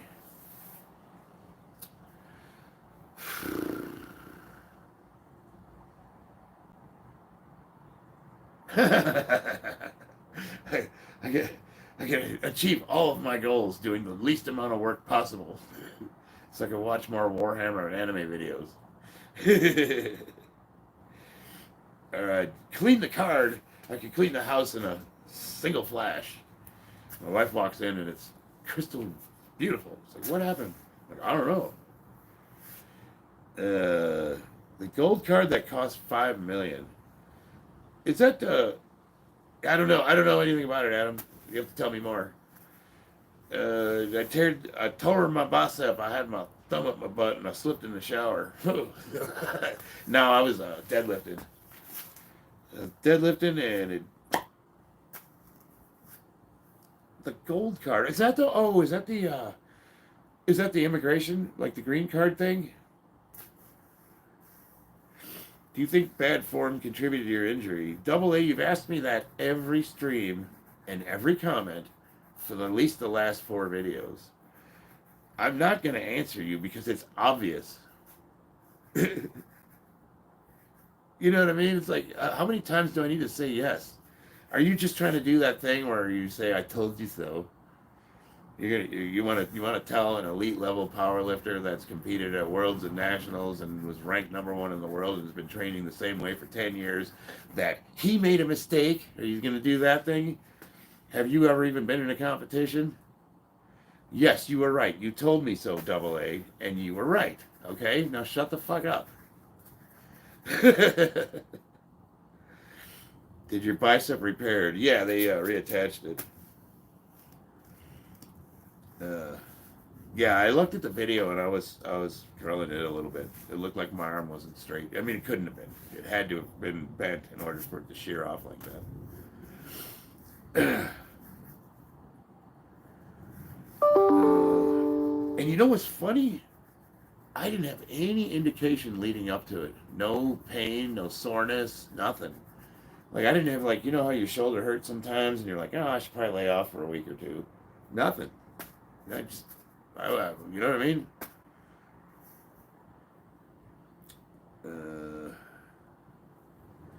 Yeah, I got super lucky. I got really lucky, man. I got my right into the ER, and they got me into surgery the next week. Super lucky. They said that the timing is everything. But, you know, because the longer you go, the more the muscle will retract, and the harder it is to pull that tendons down. And I got lucky.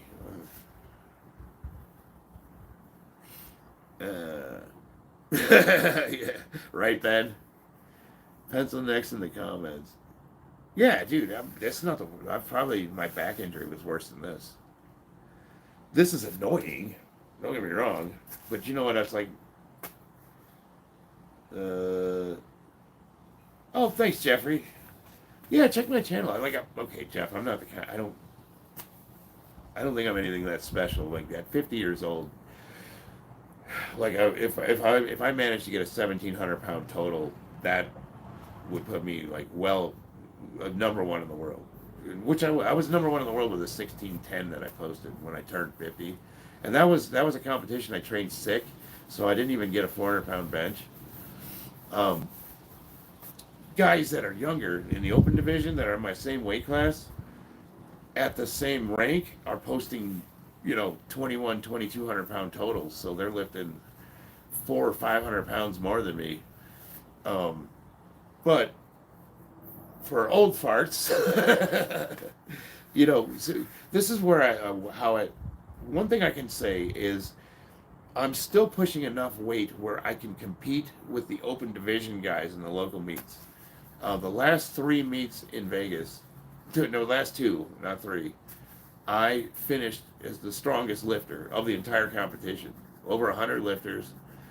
My old ass was #1 2 times in a row. And you could say, well, a lot of the bigger guys kind of moved out of Vegas after COVID, so I didn't have like Brandon Allen's not competing anymore. He had a 2,000 pound total. He also weighs 300 pounds. A lot of the big dudes that used to compete in Vegas aren't competing anymore. They're in California now. But still, for me to show up at a meet with 100 lifters and get the highest total 2 times in a row, I mean, that's got to count for something.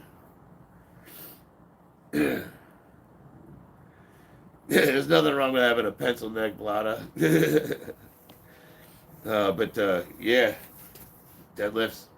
I don't really like shrugs. So what I like doing is when I do my overhead presses, I like to extend up, so I'm shrugging this way instead of this way, because I think you get a better contraction from the muscle. You got to remember the traps are super thin and they cover the latissimus dorsi, the upper back. So you know, people think traps are these things. This is lats. Their traps are like paper thin. It's just a little triangle that goes over it. If you look at the anatomy, it's interesting. So the point I'm making is you're going to get more out of doing like rows up, you know, really hammering that back.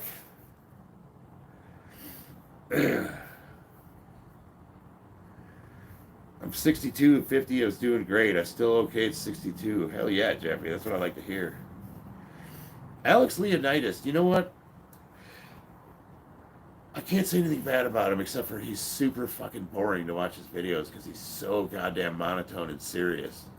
You know, it's just like, it's always like, this is what you gotta do. You gotta do it. Dude, lighten the fuck up. It's not that serious. We're lifting weights.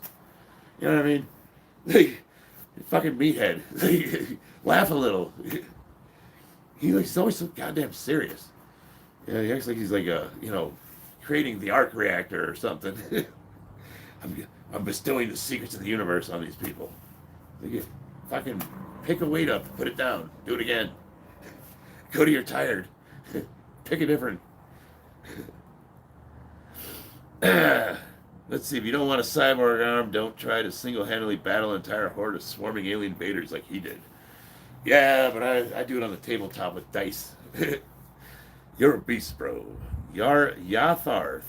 You're also on TRT or mild anabolics. Oh, hell yeah, absolutely. I don't think that's a bad thing, though.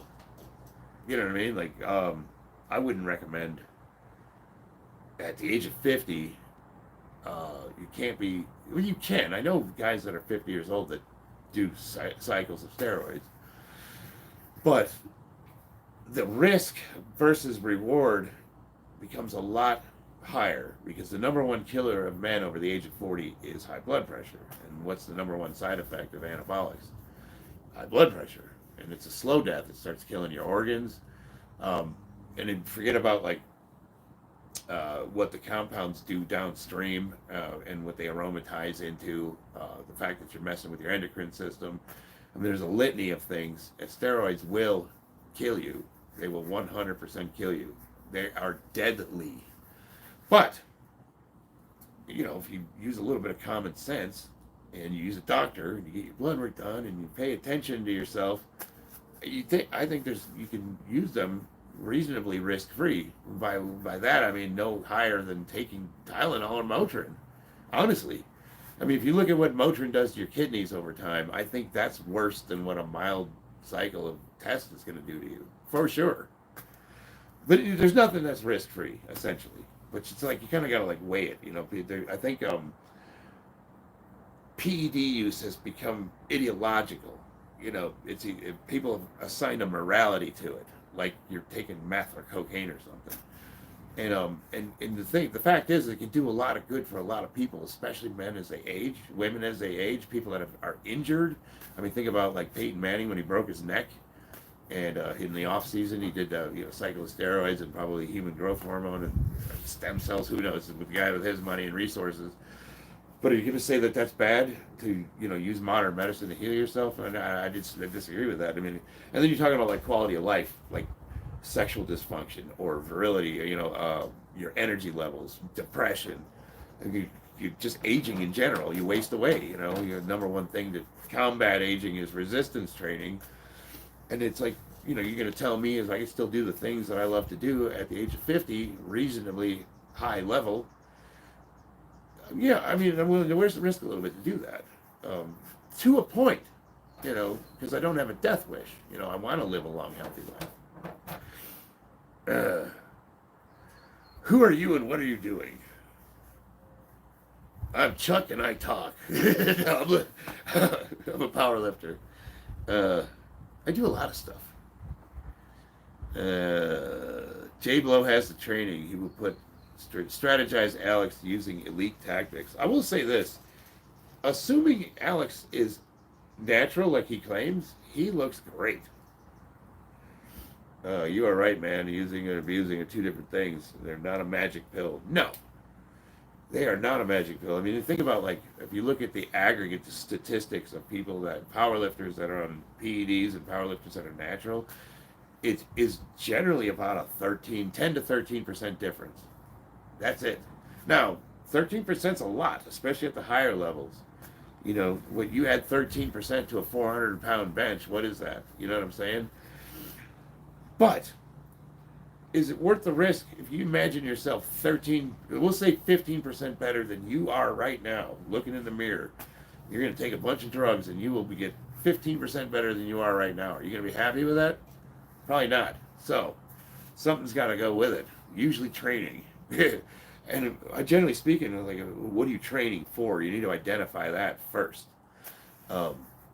Anything that's medical, anything modern medicine, PEDs, that kind of thing, that should be at the end of your, you know, that's ancillary to what your goals are in your training. Most people just want to get into shape and look better. Okay, why would you take drugs for that? You know, do you have a goal? What are you trying to do? How old are you? What's the risk? Oh, what's up, Sean? What are your thoughts on Diddy? I don't have any thoughts on him. He's irrelevant. Are they still talking about him? I think that joke's a couple months out of tune there, Ben. You have to come up with a new one. Diddy's just not funny anymore. Double A more like double GA. I'm just kidding. See, I work out, no cheating. Cheating, what does that mean? Like, what's your point? I'm a blondie now. Yeah. Well, I was always a blonde, but this is obviously not natural. Any suggestions on how to carry testosterone while traveling abroad? If it's prescribed to you, it is perfectly legal to bring with you. If it's not, probably don't want to do that. I love from Australia. Have a good weekend. Thanks, Isaac. Yeah, no, if a doctor prescribes you testosterone, that's under the liquid amount that you're allowed to carry on airplanes. But if it's not prescribed to you, that's a class 2, schedule 2. I don't know what that would be. Would that be a felony? I don't know. Let me use the bathroom real quick, and then I'm gonna hit this. I'll be right back.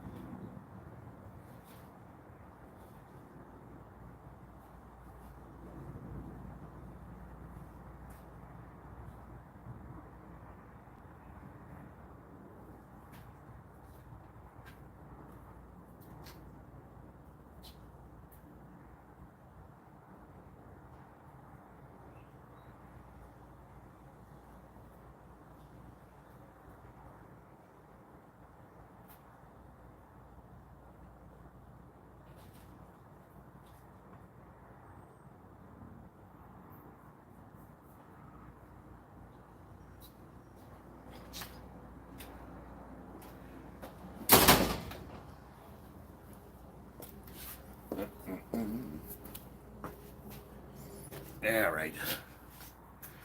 Oh, where did my sanctimonious friend go?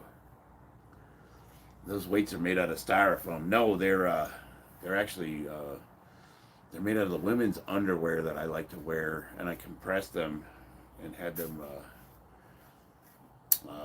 injected with some kind of a foam so I can preserve them, and I get the scent that comes off of them. Oh, what's up, Isaac?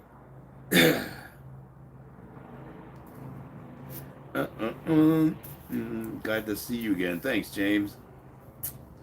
Thanks, Jeffrey. Balsa wood, yeah. There, who's that? What's his name? Where do you go? I don't usually do this. When people accuse me of fake weights, I just go, yeah, but they're working because I got the records. Why doesn't he wear pants? Why would you want to wear pants when you squat?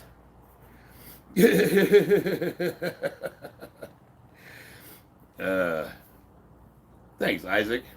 Recycled panty lifter, a new low. Hell yeah.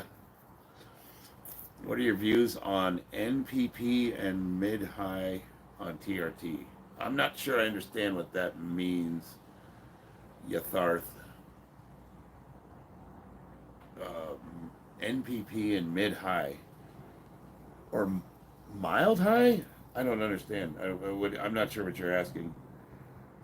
TRT is outstanding if you're low in testosterone. If your body's no longer producing the natural amount of testosterone it needs to be in a normal range, TRT is I definitely recommend it.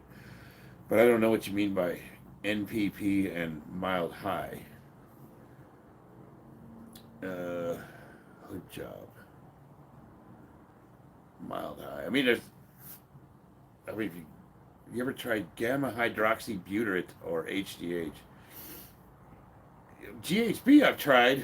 That's a date rape drug. A long time ago. But no, I can't afford HGH, James. I wish I could. It's super expensive. What's up, Sadie? Does TRT come in mild, high, and extra spicy? Yeah, yes. You can get stuff called Sustanon, which is a testosterone mix, and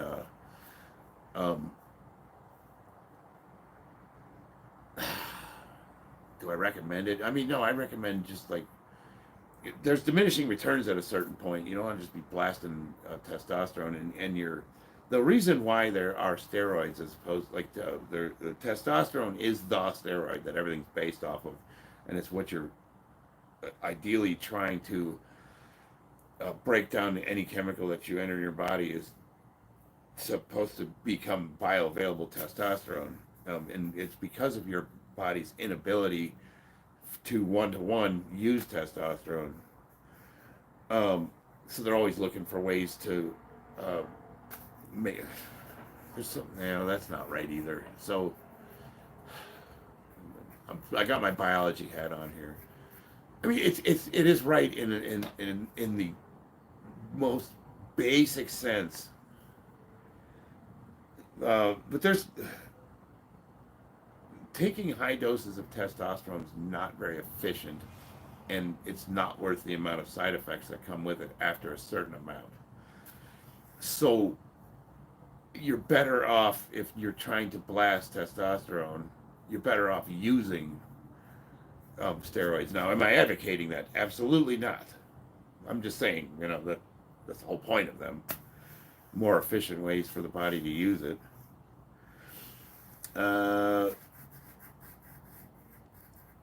Let me see here.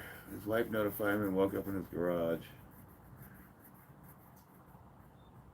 Why am I losing hairs? Well, what's the percentage of men that lose hair over the age? More men will lose hair than won't. So going bald is not necessarily a sign of steroid use. That's pretty common. It's most men are going to lose their hair. I'm pretty lucky. I still got a full head. Nandrolone? Nandrolone.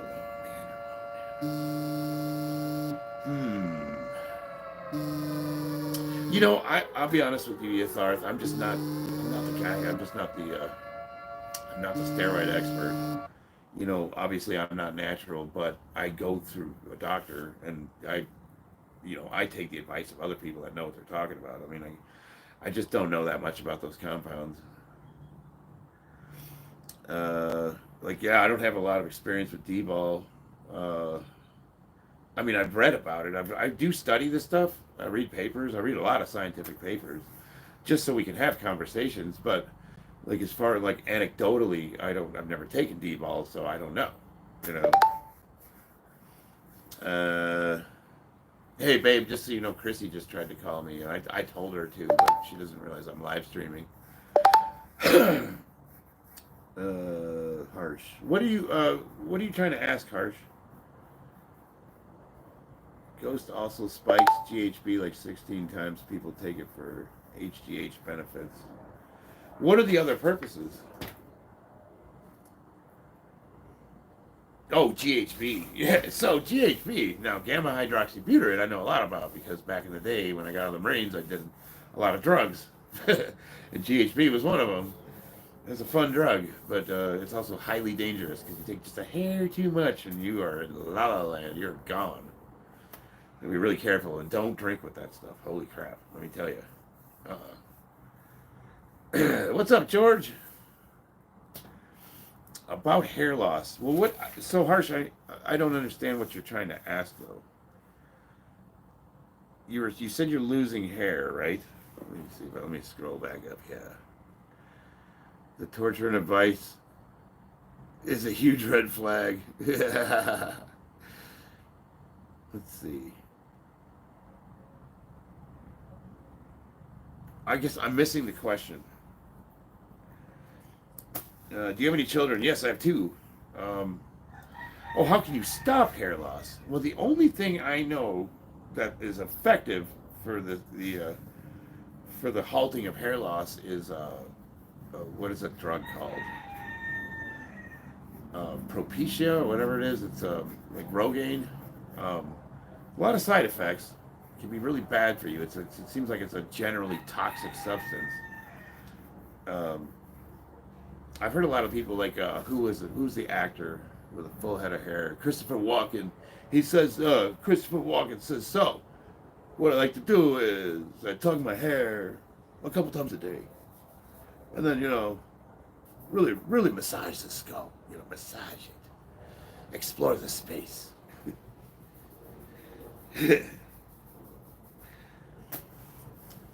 TRT. Well, yeah, obviously. I'm 50 years old, man. What do you want from me? What do you think of Eddie Hall versus Poods? Poods is a fighter. Now Eddie Hall's looking good. He's training here in Vegas at the UFC training center off of 215. It's right down the street from us. And he's looking good. He's looking skilled for a big man. But Poods has actually been in some fights. Now, I don't know how old Pudowski is getting. I don't know when the last time he fought was, so you can take that into account. But my money's on the guy that's been successful in the ring. And, I don't know, though. But Eddie Eddie hits so hard. So hard. Like, even with bad form, he beat the highest pressure recorded on that striking pad. He had like the #1 hit that's ever been recorded on that machine. It's like, a puncher's chance, right? Big dude like that gets you in the corner. Wow. Thanks, Josh. What's up, Kat? My sister's in the chat. Thanks, Gary. I feel like I missed something. Dropped in on an infomercial.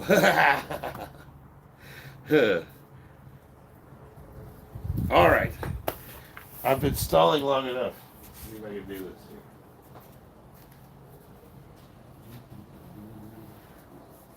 here. This is not a lot of weight. This is warm-up weight for me. This is not. I wouldn't even be warmed up until I hit 550, 545. But I can't.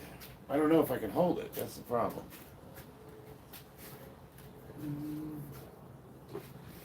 Hey, Kat, check this way out. I figured out to put chalk on my back. It's not very efficient.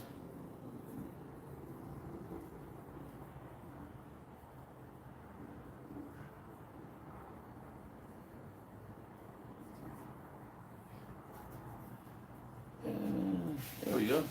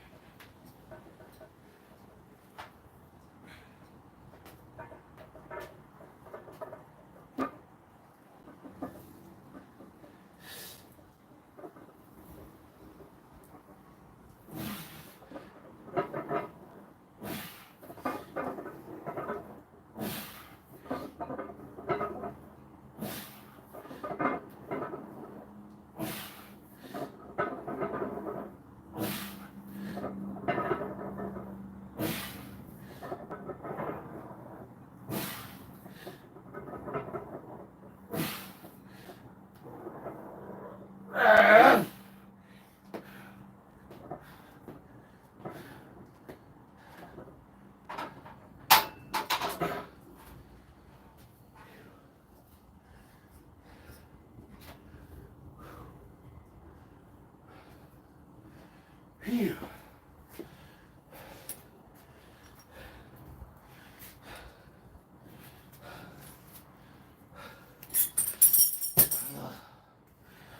Okay.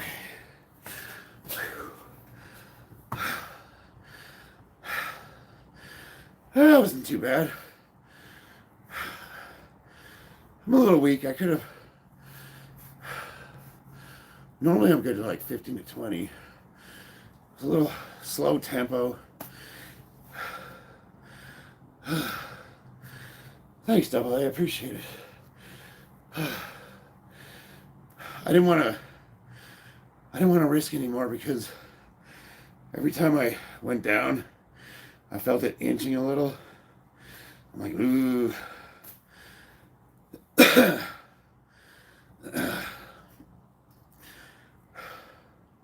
I think that's good. I haven't trained in a couple weeks. 405 for 10. I'm out of breath. That's not good. How to lose belly fat. It's cardio. Cardio and diet, baby. Do I have Cash App or a way to donate to the cause? I have Cash App, but I don't have funds. Thank you, Nopo Fo Show. This homeless guy came up and asked me, he's like, you got any money? I was like, I was going to ask you the same thing.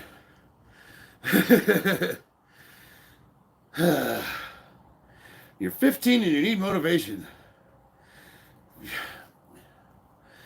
Motivation only carry you so far, son. You gotta have discipline. Discipline gets you to the gym on those days you're not motivated. Motivation comes and goes, just like anything else. Discipline, do it. Get your ass to the gym. Just go. Just go. Even if you don't do anything, just go to the gym. People that don't want to train, getting to the training facility is 90% of it.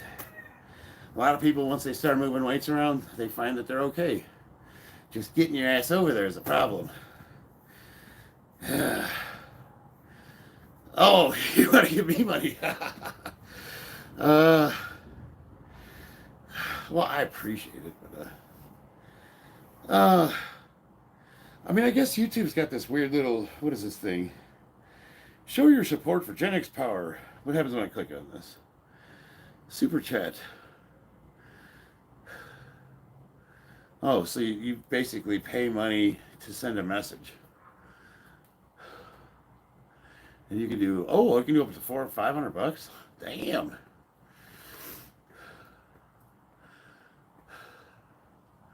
I've never used this feature before. That's cool.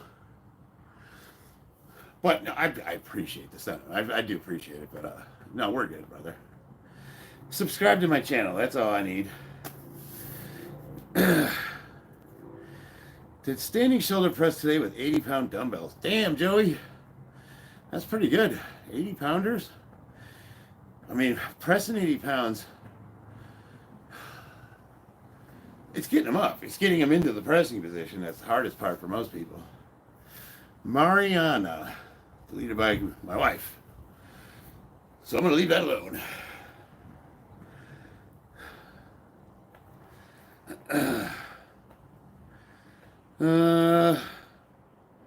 Christina says I need discipline.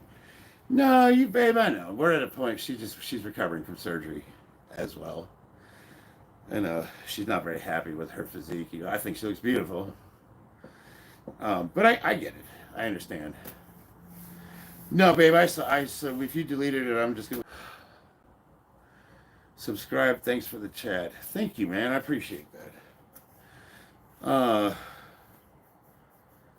What was I gonna say? So yeah, you know, you get to a point where, especially when you're injured or you take time off in the gym, it's hard to get back into it. But you know, the first thing I always tell people is like, look, none of us are happy with where we're at. Otherwise, why would we train? If you were perfectly content with where you're at right now, then why are you motivated to be better? Knowing this, you just kind of have to accept yourself. You have to accept yourself the way you are right now and just be like, you know what? This is okay, but we're working to get better. You know, it'll happen. You know, she's a gym rat.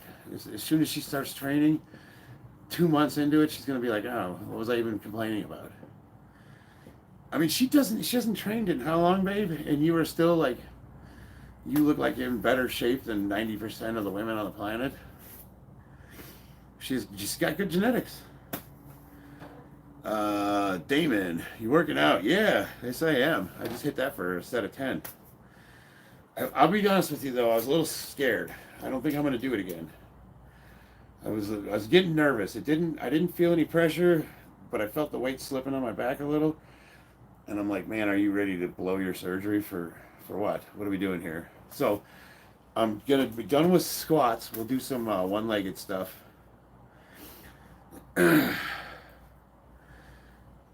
It hasn't been over a year, babe. You're first of all, you're doing physical therapy. That's training.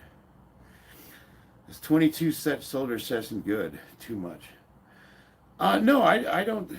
If you do sets to failure, as long as you give yourself adequate recovery, I don't think that's too much. Now, to me, it's a matter of efficiency. You know, do I want to work out that long? Do I want to do sets that big? What are the doses? Right now, nothing, because I just had surgery. All to failure. Hell yeah. All right, so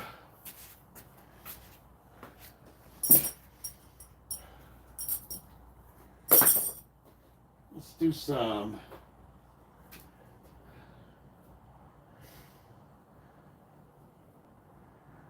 I want to protect this arm.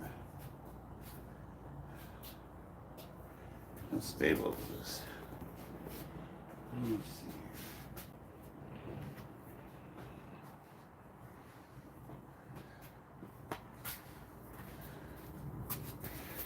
Let me get my platform here.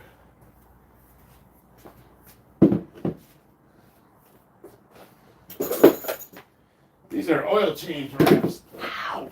I got my toe. Ouch! Ah. Best $20 I ever spent.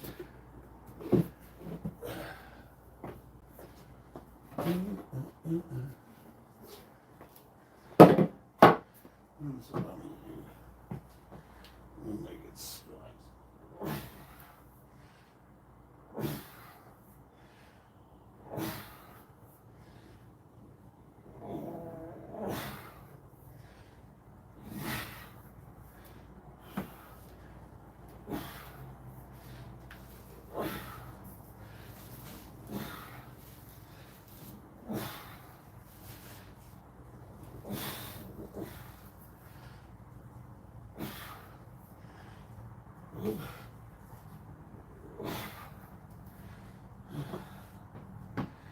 Phew.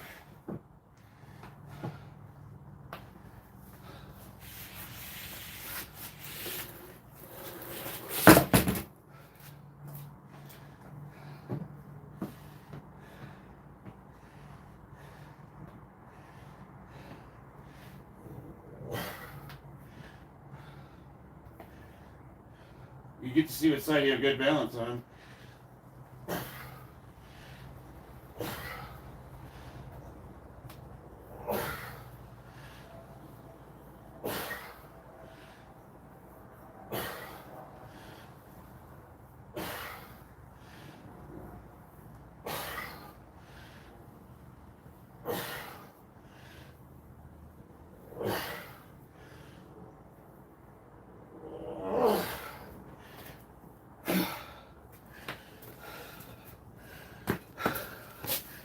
Here. I got bicep reattachment surgery, distal tendon.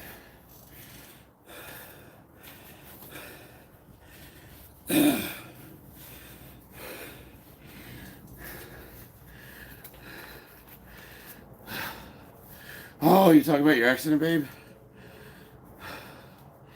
Fitbit and Equilab for the horse. Oh, that's cool. Cat.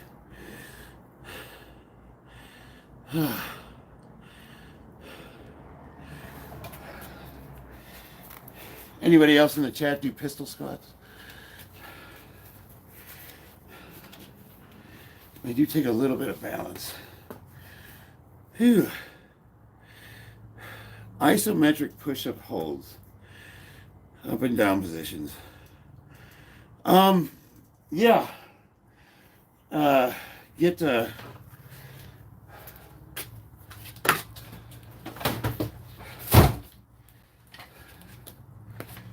some of these parallel bars. You can do, obviously I can't use them right now, but you can do wonderful things with these. Bobby sent them to me, and I didn't want them. I'm like, I don't want that shit. And now they're like my favorite workout tool.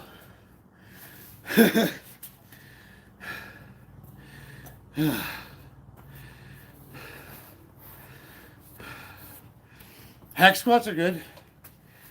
I would say if you're going to do hack squats, though, don't forego barbell squatting unless you have a physical limitation.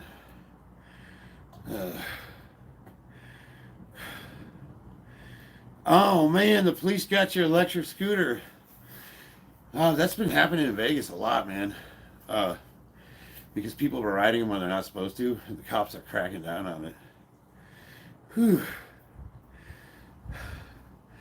Isaiah, I don't know if I answered your question, but I had distal tendon reattachment surgery. You don't do regular squats. I'm 55. I'm 50, dude. I'm going to be squatting when I'm 55. Squats are the shit. I think squats are the answer to every problem. What sport do you participate in? Squats. You like fucking MMA? Squats. Football? Squats. Basketball? Squats. Squatting? Squats. Running? Squats. Swimming? Diving? Yeah, squats. I can't think of a single athletic endeavor that good squats will hurt. And most of them will make you better. Like punching, way more power if your legs are strong. It's a very stupid thing to crack down on. But, I will say here in Vegas, people do some pretty dumb shit. And you know what I'm talking about. I doubt you're that person, but you know what I mean. They ride those things where they're just not supposed to be. They're just not appropriate. The posting trot on horseback is squatting on speed run. Amen. Yeah, man, I used to ride horseback. I mean, not doing what you're doing, but BMX bikes. Oh, man, that's what I need to break out. I need to break out my free agent. I got to get new inner tubes for it. What's up, Georgie? Mr. Generic, I'm in Scotland. They're cracking down here, too. You know, isn't it weird how when they crack down on things in certain areas, it seems to spread? Like it becomes a problem everywhere. Beach cruisers. That's what my wife rides. She's got a nice old Schwinn with shocks on it. Big ass bike. It's got the white wall tires and everything. How much protein do you consume a day? Paul, not that much. I would say a 3-to-1 ratio carbs to protein, and not more than 1 gram per pound of body weight. So I'm 225 pounds roughly.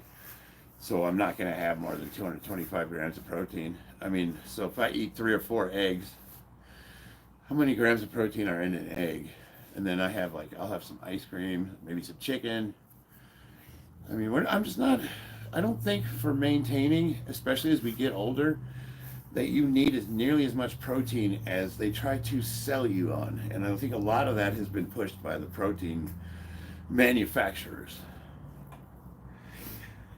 No, Mr. Generic, I hear you, man. This is the place to do it. Like, this is bullshit. about 8 grams of protein per egg. So let's say like I'm eating 40 grams of protein throughout the day in eggs. And then maybe another 50. So yeah, right about 200 grams, I would say, a day. Right around there, between 150, 200.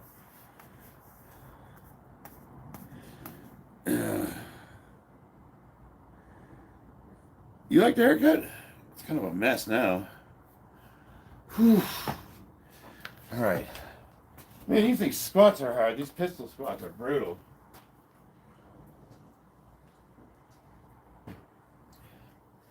So I did them with the leg in front of me. This time I'm going to go to the side.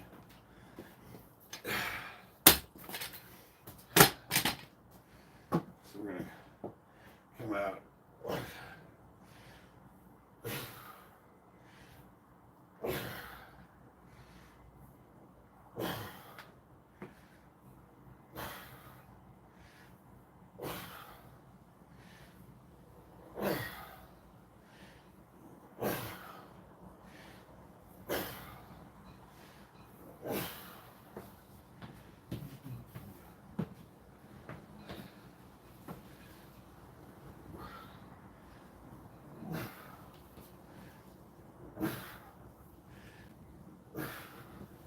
Whoa.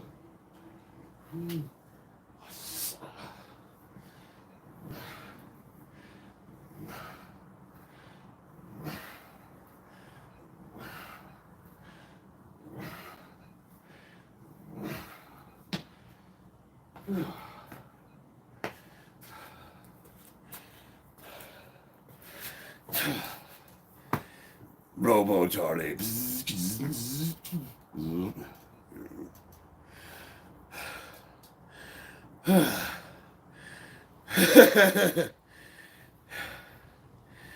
Yeah, I guess I'm moving all right.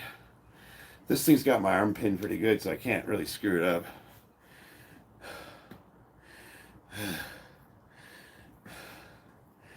Oh yeah, we got chickens, baby. I eat a lot of eggs. The only thing my doctor said that's bad about eggs is I get bloating, and eggs can contribute to that. But there's so much upside to them.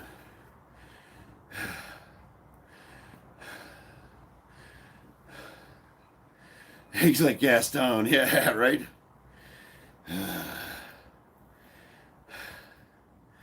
So I think that it's reading the scientific studies, the intake of dietary cholesterol is overblown. Now, if you are hypertensive due to cholesterol, adding cholesterol to your bloodstream through diet can be bad for you. However, most people, the cholesterol you need to worry about is the cholesterol that's produced by your liver. Breakdown of carbs. So, you want a low LDL diet. High HDL, low LDL. And most of that is diet and exercise. So the intake of dietary cholesterol is transient, meaning it won't be in the blood very long. It breaks down to other things.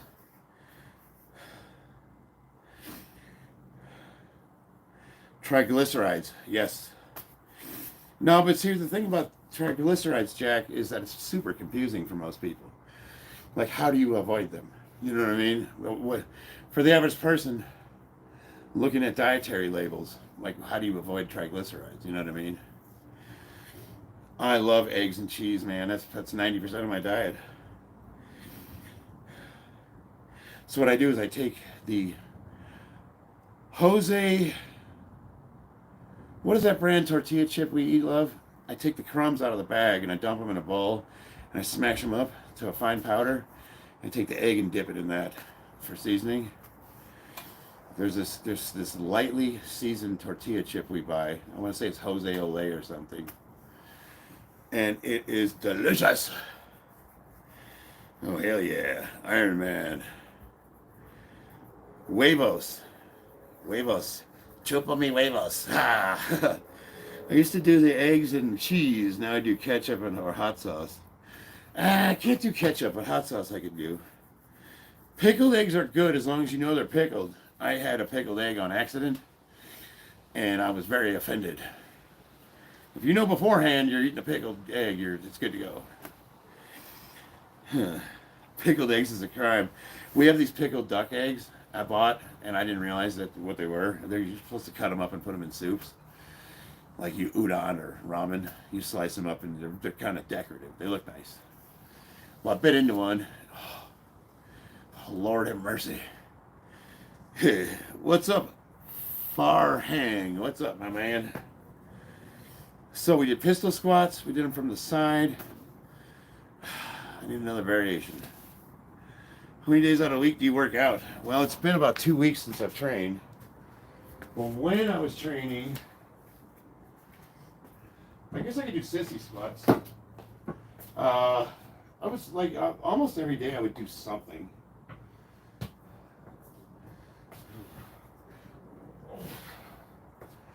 Whoa.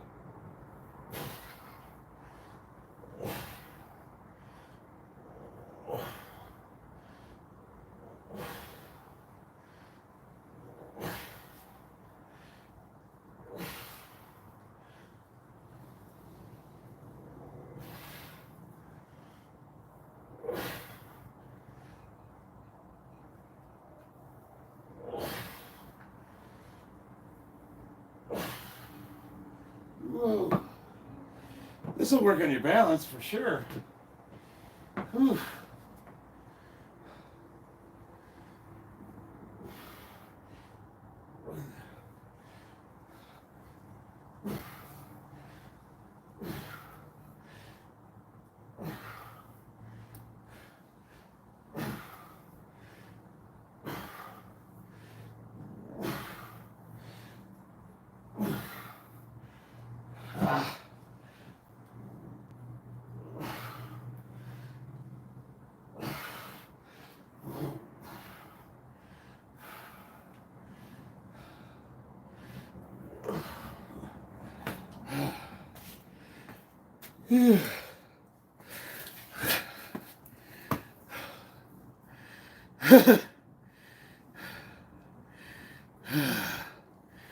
No, don't feel for me, Jack. It's all part of the process. You know what?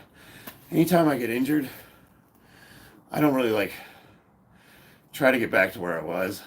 I go, this is the new me right now. And we're starting from here. So it's all good. 225. I weigh 225 pounds. Sarah. May. Ned. How am I, Ned?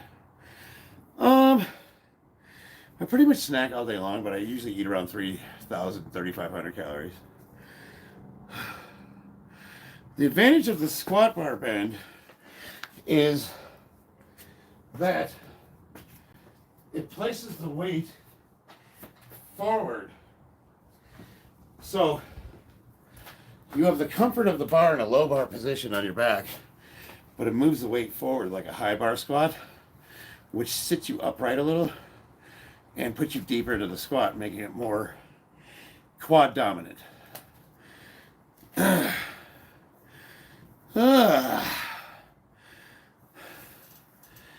you try your best to point your distal tendon? I'll tell you right where it is, right there. I'm a walking anatomy class. That is the distal tendon right there. See? You get your biceps and they both go right into one tendon. And they kind of butterfly out underneath. Pop, goes up. Still hanging on by a thread by that little one. Pull it down, drill a hole in your, what's that bone called? Not the ulnar. Whatever, your forearm bone, they drill a hole in and they sew back in there. Essentially. How many plates do I have total or on the bar? I have probably about 800 pounds of weight total. No, a little over, I have 750, somewhere in there. Do I have to sleep with my arm propped up? It's better if I do, but as long as I have this on, it's immobilized, so I can't really, I can pretty much put it in any position I want. Bear claw. Yeah, no, I'm good. I had my surgery. They reattached my bicep. I'm better than. I don't know what I have to say.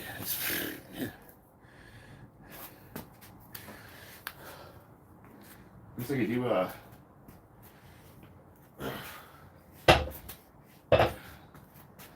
one arm rows. What's this?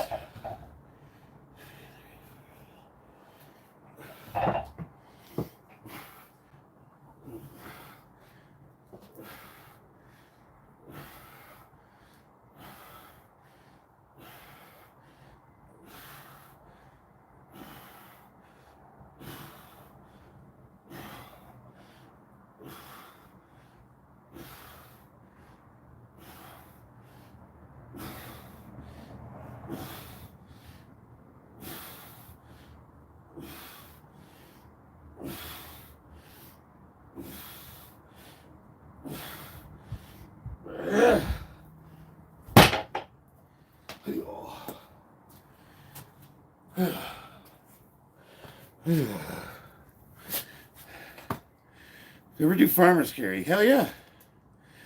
Yes, sir. I did not get nerve damage. They did really good. Yes, I've had lower back issues most of my adult life. Really badly. Whew. So Jake Cutler had the same surgery, and he won Olympia the next year. So, you know what I mean?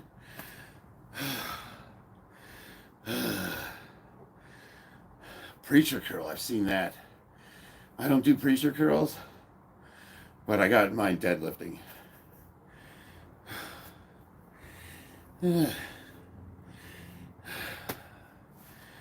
Okay, guys, I don't know. I should probably call it a day. What do you think? I don't want to push it too hard. I mean, I did 405 for a set of 10. I'm just trying to think, what would my doctor say?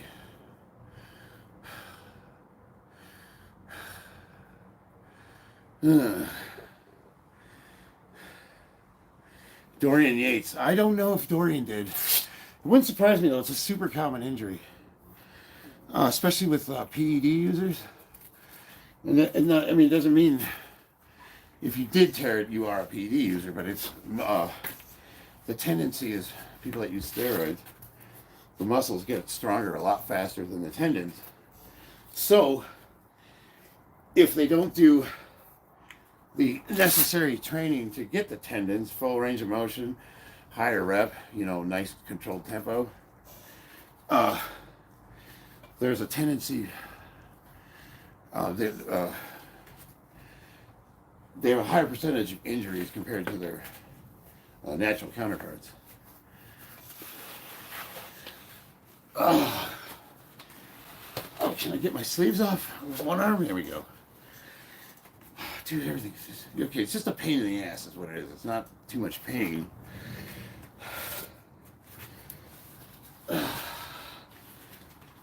Okay. Come on, there we go.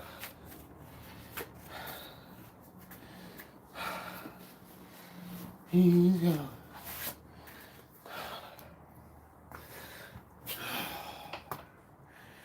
What do you think, guys? That wasn't too bad, huh?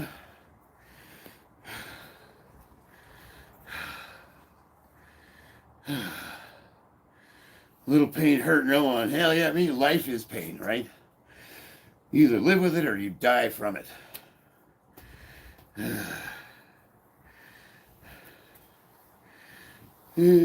Doctors just want to get paid, yes. But,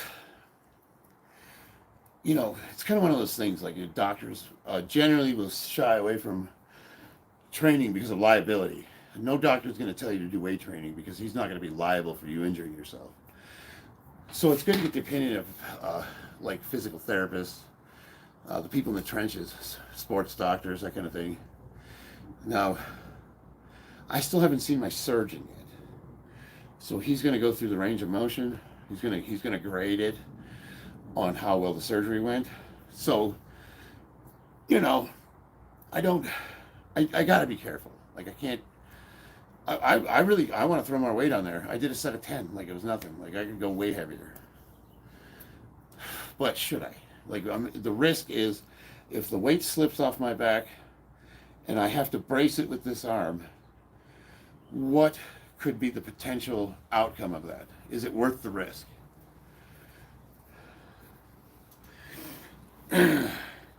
Probably 6 weeks, Isaac. Or Isaiah, I'm sorry. Yeah, I'm definitely switching to hook grip for sure. It's a pain in the ass, but I mean, if you get used to it, you can actually hold more. It's just it's hard on the thumbs.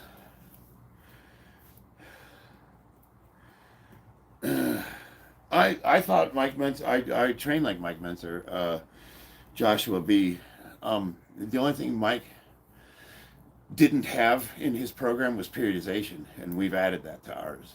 I think Mike Mentzer's one set to failure can work for a lot of people, especially older lifters, because if you're trying to, cut down on the amount of volume you train, but keep in mind, so by sacrificing volume, you are also sacrificing tendon strength. So you're doing those sets to failure. There's something to consider. I'm going to be examining the way I train, because if this exposes a potential weakness that might be in other places of my body, I want to get ahead of it. I don't want to be just like popping tendons and ligaments, Like this is something, if it's preventable, and it's something I need to examine. So we're going to be doing that too. You guys get to be part of that process. I take every set to failure. Any tips? Okay.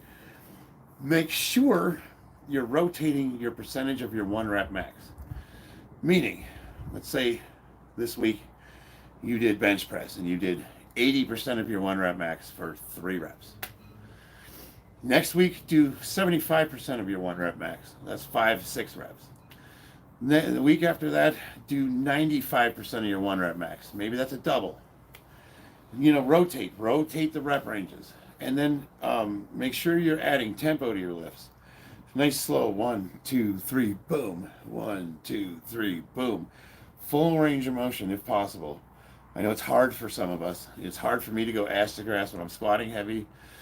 People, but as much range as you possibly can. And if you can't get full range of motion going heavy, add full range of motion accessories to your rotation. Doesn't have to be fancy. There's no magic. There's no fucking I do 5 lifts. 5. For the last 10 years of my life, I've done 5 lifts, mostly 3. A lot of this is genetics, sure. But I'm saying you don't have to be, it doesn't have to be fancy. It's simple.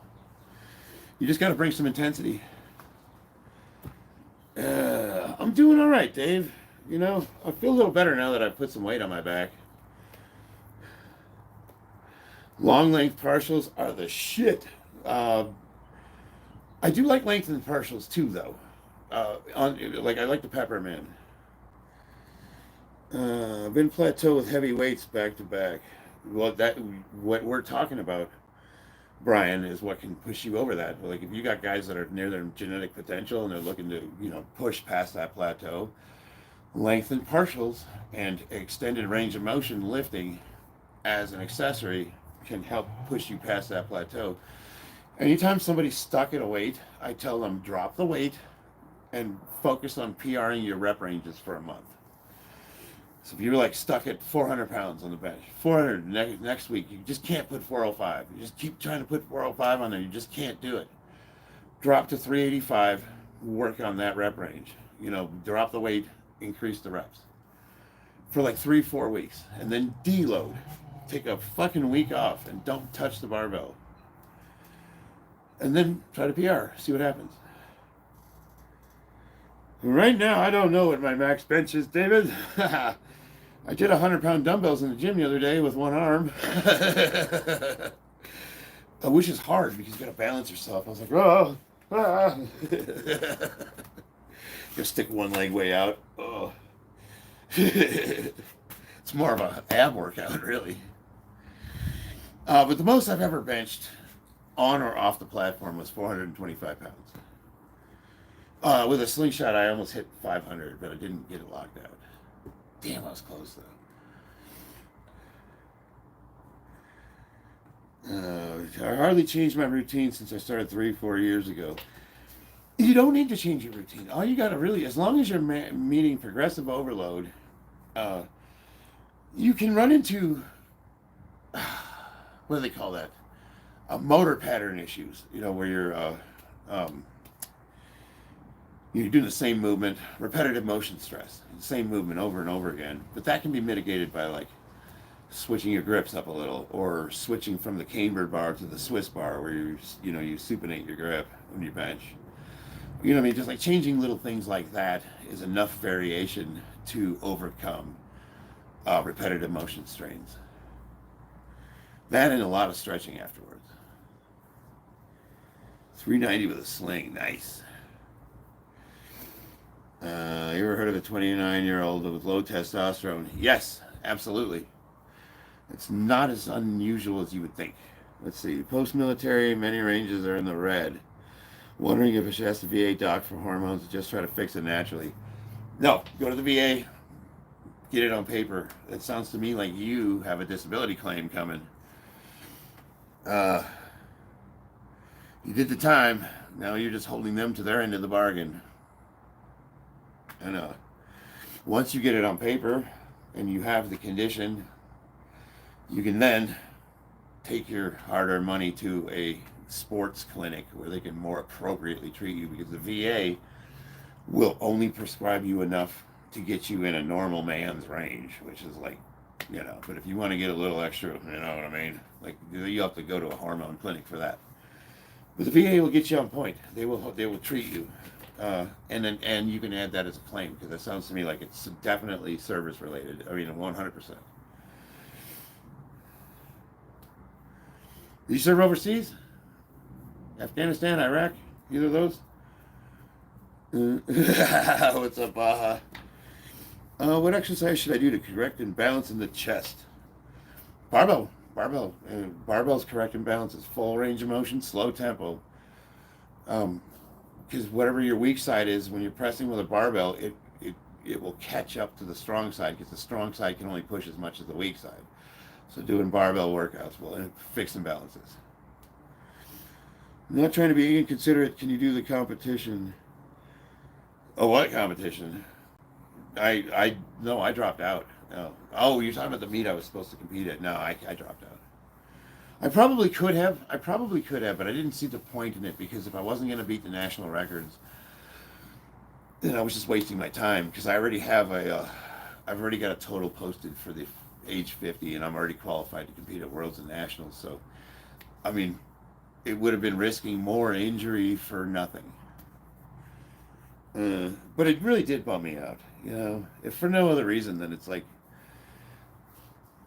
we enjoy the sport. We see our friends and our family there, and people I haven't seen in a long time. It's like, I trained for 6 months for this meet.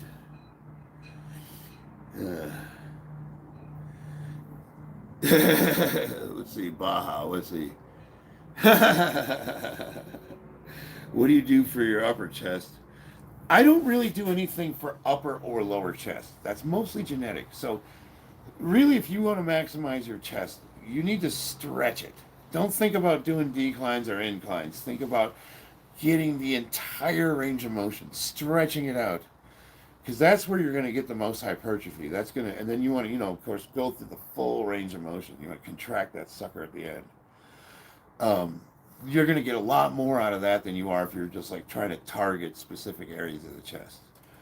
Because the way that muscle fires, it's all or nothing. You know what I mean? So you can kind of like, I can go from lower to upper if you've got really good control. You like ride the wave up and down. But when you contract your chest, if you're pushing someone, that whole thing's firing. You know what I mean? Like, feel your chest and then like throw a punch. You're not contracting the upper. Even when you press up, your lower's still firing. Feel it. You know what I mean? So don't worry about going up or down. The whole thing. How much time do you spend prepping food and eating? None. But we have, I live in a house with kids, man. There's food everywhere. I come in the house and they've left their meals on the counter. Half the shit I eat is leftovers from what they didn't finish. So, you know, my situation is like, food prepping is not a bad idea. What we used to do is we used to fill the meat smoker up and then on Sunday, and then we'd have meat for the whole week. I'm gonna start doing that again. Like dumbbells for the stretch instead of the barbell. Yeah, or this camber bar. If you have a camber bar at your gym, because that'll give you an extra 4 inches on the range of motion. Or if you've seen the Duffalo bars with the curve, or the Swiss bar with a curve in it, anything that's going to extend your range of motion. I like barbells, but dumbbells work great too, because with dumbbells you can really change the angle that you press at on the fly. You know, like say you're going to failure and you're trying to burn your chest out, and your arm starts giving out, you can bring it in. You know, make it a little easier and get those extra reps in. So dumbbells definitely have their advantages. Any tips for Army basic training? Yes. Go to a recruiter and tell them you want to be a Marine. No. So for basic training, just focus on getting in enough shape to do the basic stuff. So the Marines, they want you to be able to do 5 pull-ups. They want you to be able to run 1.5 miles in like 14 minutes. And you got to be able to do like 50 sit-ups in a minute or something. You can work on that. Real basic stuff, because you're going to go to basic and they're going to train you. You're going to run every fucking day. You're going to be doing sit-ups and push-ups every day. You just need to do enough to get to where you don't look like a weakling going into it, but you don't need to be a stud out of the gate. You know what I mean? Just get those numbers up. You know, like get a nice 5 or 6 decent pull-ups. Get a, you know, be able to do 20 push-ups. Be able to do 50 sit-ups. You know, be able to run 1 mile, and if you can get down to 6 minutes, you're a fucking hero. But you know, 8-9 minutes, I think that's reasonable. And just focus on that. Basic training. Just lose weight to get your normal body weight, 20% body weight. 25 is even acceptable. You don't want to be overweight. Don't go to boot camp a fat body. But you don't need to be super ripped. You don't want to stand out. You don't want to go in there looking like a bodybuilder. You just want to be normal. Let's see. Cats, dogs. I joined after the war. My brother was a corpsman in Fallujah. Hell yeah. I'm at 100% already. Damn. Yeah, okay, so if you're already at 100%, I guess it really doesn't matter, but you still want to get treated. I mean, you know, they will do that. I would say a hormone clinic's going to be better for you, though. But it'll be free. Tips for external rotation flexibility. External rotation for what specifically? Why does someone always block my comments here? I have not seen anybody block any of your comments, Georgie. Let me scroll up.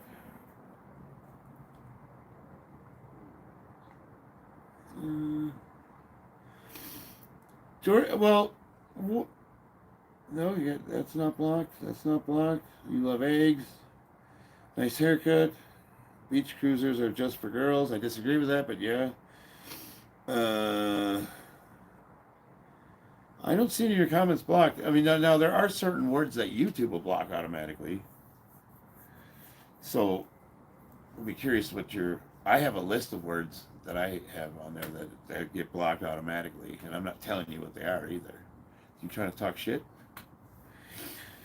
There's a clinic across the street from my gym. I've been thinking about taking the VA lab work across the street and see what the process is like. Yeah, dude, hey, getting information's free. You can go in and ask. I always say, just ask. Get the information. The shoulder, I had shoulder surgery 4 months ago and still can't hold a squat bar correctly. It's something you're going to want to work on, even if it's with an empty barbell, is getting under that bar. So you want external rotation. Damn, I have a whole litany of exercises dedicated to just that. And I can't do them with this cast on. Shit. Oh, fuck. Well, I wonder if I can demonstrate. So, I do this in my video list. If you look at my page, I have something called the Handsome Press. If you can find that video and you start doing that movement, that will fucking correct your shoulder issues 100%. It's what I used to rehab my shoulder when I blew it out. And I have full rotation with no issues whatsoever. I can get under the bar, no problem. This is my limiting factor. But I can't demonstrate that lift with this thing on. I just can't do it. It's basically an extreme range behind the back neck press, lightweight, but there's a technique to it, and I need you to see the video. I got to demonstrate it to you. It'll fix your problems, I promise you. It's great. Now, the other thing you can do,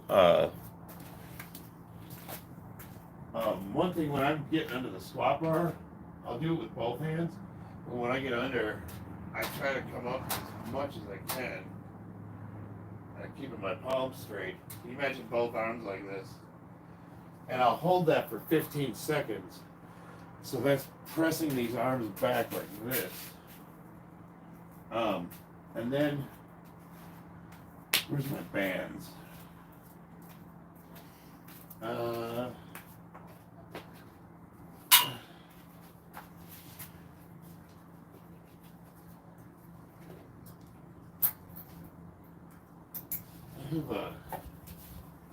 You loop your hands through so that it locks them in.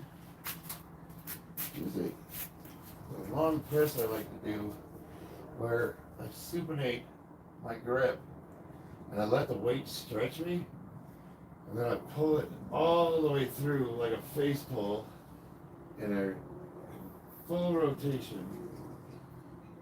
And I try to bring it up so that it's turning both this way and this way at the same time. So it's a like this with a stretch at the end of it.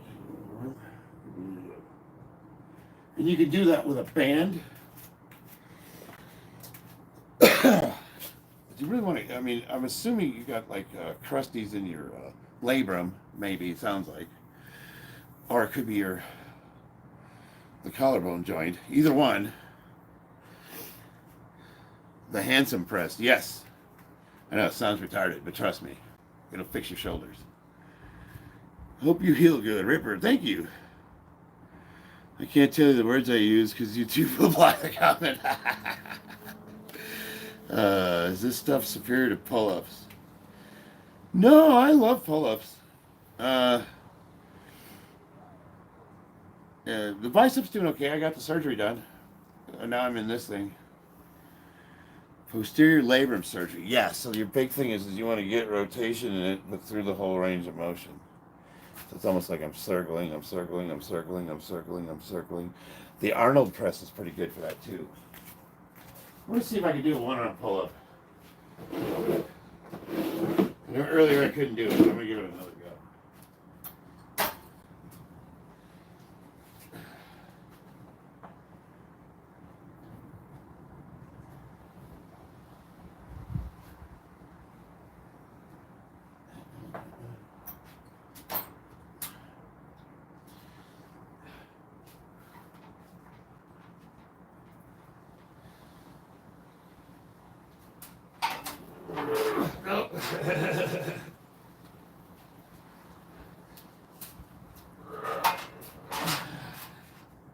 Yeah.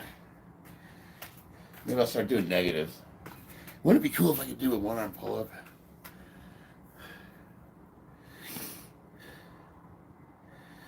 I used to do Arnold presses, then I upped the weight and just stuck with the standard shoulder press. Yeah, the big benefit of the Arnold press is you're pressing while rotating. You know, you're thinking of this as like a lever. Most people, they don't do the Arnold presses right. You're supposed to come here and then press up.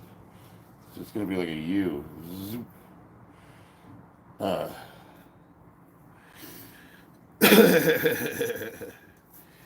Well, you can't be scared. You got to work them out. That's how you get stronger. All right, guys. I've been on for 2 hours and holy shit, 46 minutes. Did I actually do any working out? It is 5:38.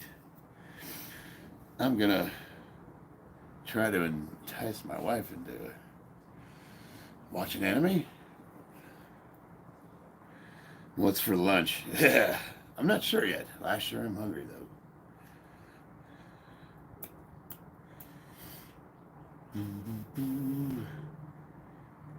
All right, guys. I had fun today. Thank you. I was feeling a little down on myself, but I feel better. Oh, we have Alabat in the chat.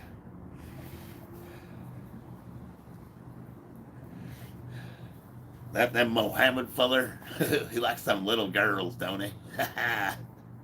He likes them young. Yeah.